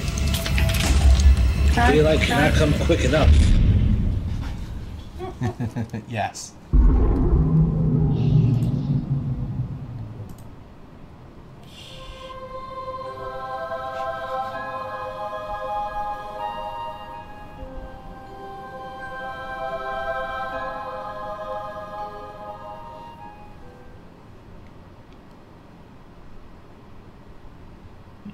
Nice. So yeah, there were 4 pieces of music. Yeah, I was thinking if I was to critique it, that first track kind of dragged a little bit. But you used a bunch of different tracks in there, and I did like that it built up to that point of all the people screaming at each other. I could have had a little bit more of that. Maybe there isn't more of that available because so much of that involves swearing. Yeah, probably. But yes, yeah. yeah. Anything jumped out at you from that trailer? Any creative parts? Going through the tree shot, I thought was kind of like, okay, I've seen this in Minecraft before. You know, like, that seemed like a pretty standard Minecraft shot. Maybe the opening could have been tightened up. Maybe the opening before we get into the everybody screaming at each other in the gameplay. Maybe that could have that, because I think people seeing a Minecraft environment in 2018 is not where's this going? But there you go. I would we'll give that something in the 7s. I think that's a 7-7. Wow, 7-7. There's your Jones score right there. Because this wasn't long. It was nice, and I chuckled. I enjoyed it. I'm sold on that. It was good information. You know, the titles weren't the fanciest, but there you go. There's my trailer score. And finally, our last submission for the month from Mr. Kevin Gillet. Hello, allies. This comment might be a little late this time. Sorry. Yeah, Kevin. Yes, it was. I could not make my brand new musical submission for the showcase this month due to a family vacation in Brittany, France. I was too busy visiting beautiful gardens, admiring the waters of the channel, feeling small next to a 25-foot tall standing stone, and marveling at the actual great Deku tree, which actually is a 1,600-year-old oak tree, but it felt like Koroks were around. So if you forgive me, and if this comment is not too late, I'm submitting something I did some time ago. One day, I played the music from the Steam Gardens in Super Mario Odyssey on the piano at a slower tempo, and I found it oddly beautiful and Japanese sounding. So I thought, what if I remade this song in a sort of Joe Hisashi style? The result is something I imagined as the possible soundtrack to a Miyazaki movie about the wooded kingdom before the Steam Gardens, the forest, nature, and spirits before the robots, machines, and biodomes arrived and conquered it all. I hope you enjoy, and I hope I'll be there next month with an actually fresh, new submission. Love and respect, Kevin Gillet. So wrapping up. Submission sounds very appealing.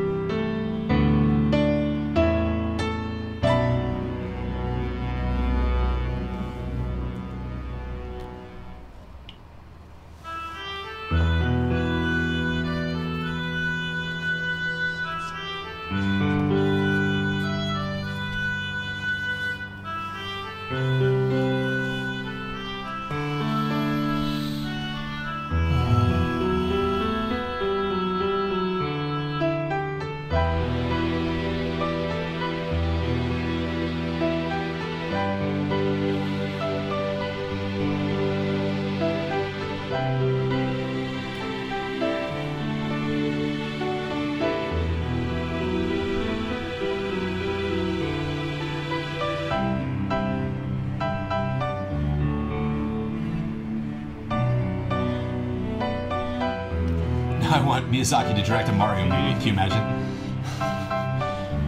The style, the total style change in the Mushroom Kingdom would be sweet.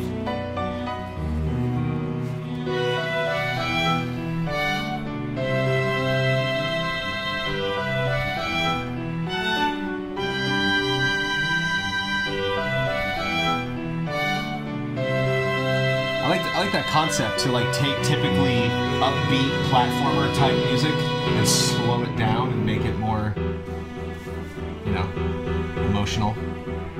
Yeah, definitely. Melodramatic Mario, yeah. Definitely hear the tropes that you'd expect out of a Miyazaki soundtrack. The Ghibli film, yeah.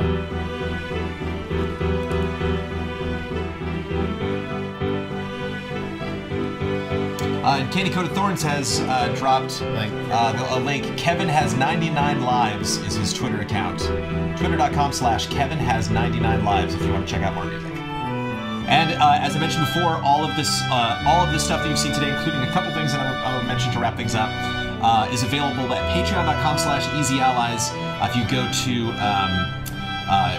Community Showcase for August, Community Showcase submissions for August 2018 is the name of the post. And you can now go and see all of this stuff. If you want to download any of this or follow any of these creators or read that comic that Delcast and Rick put together, getting the new subs. Thank you. Base of Spiders, 4 months. Getting worked out, man. The emotions.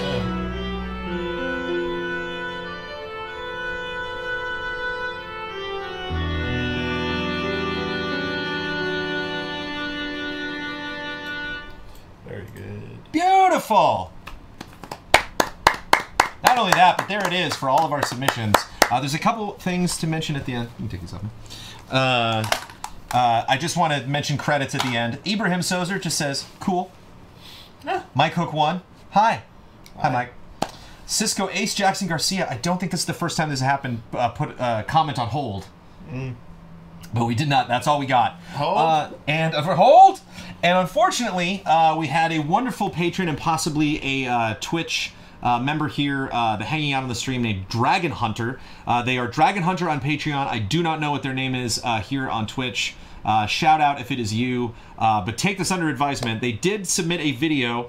The description of it was, hey guys, to make it short, a few months ago I had a song in my Spotify recommendations that uses sword fight sound effects, and I thought, wouldn't it be cool to have a sword fight going along to it? So I made it. It is a fun edit. It is not music we have license to. It is not footage we have license to. There is nothing we have license to show you from this video. So just know all of this, even though what sucks as an editor, as somebody who really enjoys taking this song from this medium and this footage from this medium and making it a happy, beautiful thing, I really respect that, and I want to showcase that here in the Easy Allies Community Showcase, but we cannot do that here on the Twitch stream, otherwise the whole darn thing will get blocked or muted. But it is available for you to check out. Again, Dragon Hunter left the post if you want to go check that out. Patreon.com/EasyAllies. Community Showcase submissions for August 2018. And again, super huge thanks to everybody that submitted wonderful comments and pieces of art and photographs and songs and videos and screenshots, gameplay videos of Metal Gear Rising: Revengeance. There was a lot emotionally to go through, and I was happy to do it here with Mr. Michael Damiani. Thank you so much for joining, reading one of the comments, and dropping your expertise in the world of gaming. Again, we do this every month. If you would like to be a patron of Easy Allies, you can go to patreon.com/EasyAllies. $10 and above is the limit for being a part of the community showcase. So you can sign up now, and then at the end of August, given that it is August now, we will put up a post at the end of the month. I believe possibly Ian Hink or Daniel Bloodworth will be joining me. I think they're next up on the list. But it'll mention in the post which ally will be sitting here on the couch with me. And so if you want to direct your posts toward them, you can. Hopefully start some interesting conversations or get their creative takes on the wonderful stuff that you produce. So again, that'll go up to the end of August, and then the beginning, usually the first Thursday of the month, unless it's like the first day of the month, will be the time that we sit down. Even though this is what? It's the second day. This is the 2nd of August. Yeah, sir. Oh, the 2nd. August is already getting to you? Yeah. You sleepy? August 2nd. All right. Damiani's going to go home and take a nap. You dropped August. I was like, oh my gosh, we are in August. I forgot. But there's so many people to thank for this entire process. Obviously, thank you to everybody here on Twitch. Thank you to our mods who have been here hanging out with us for this 2.5-hour stream. Thank you to everybody that already does support us on Patreon. And thank you to everybody just hanging out. This is a very unique type of show that we produce here at Easy Allies, and it's one of my favorite things to do, not only to sit down and hang out with one of these allies one-on-one, but to see all of the cool stuff and promote all of the amazing work that our community is producing at large. So look forward to the next community showcase. Again, thank you to Damiani for stopping by. Thank you all for watching. Take care, everybody.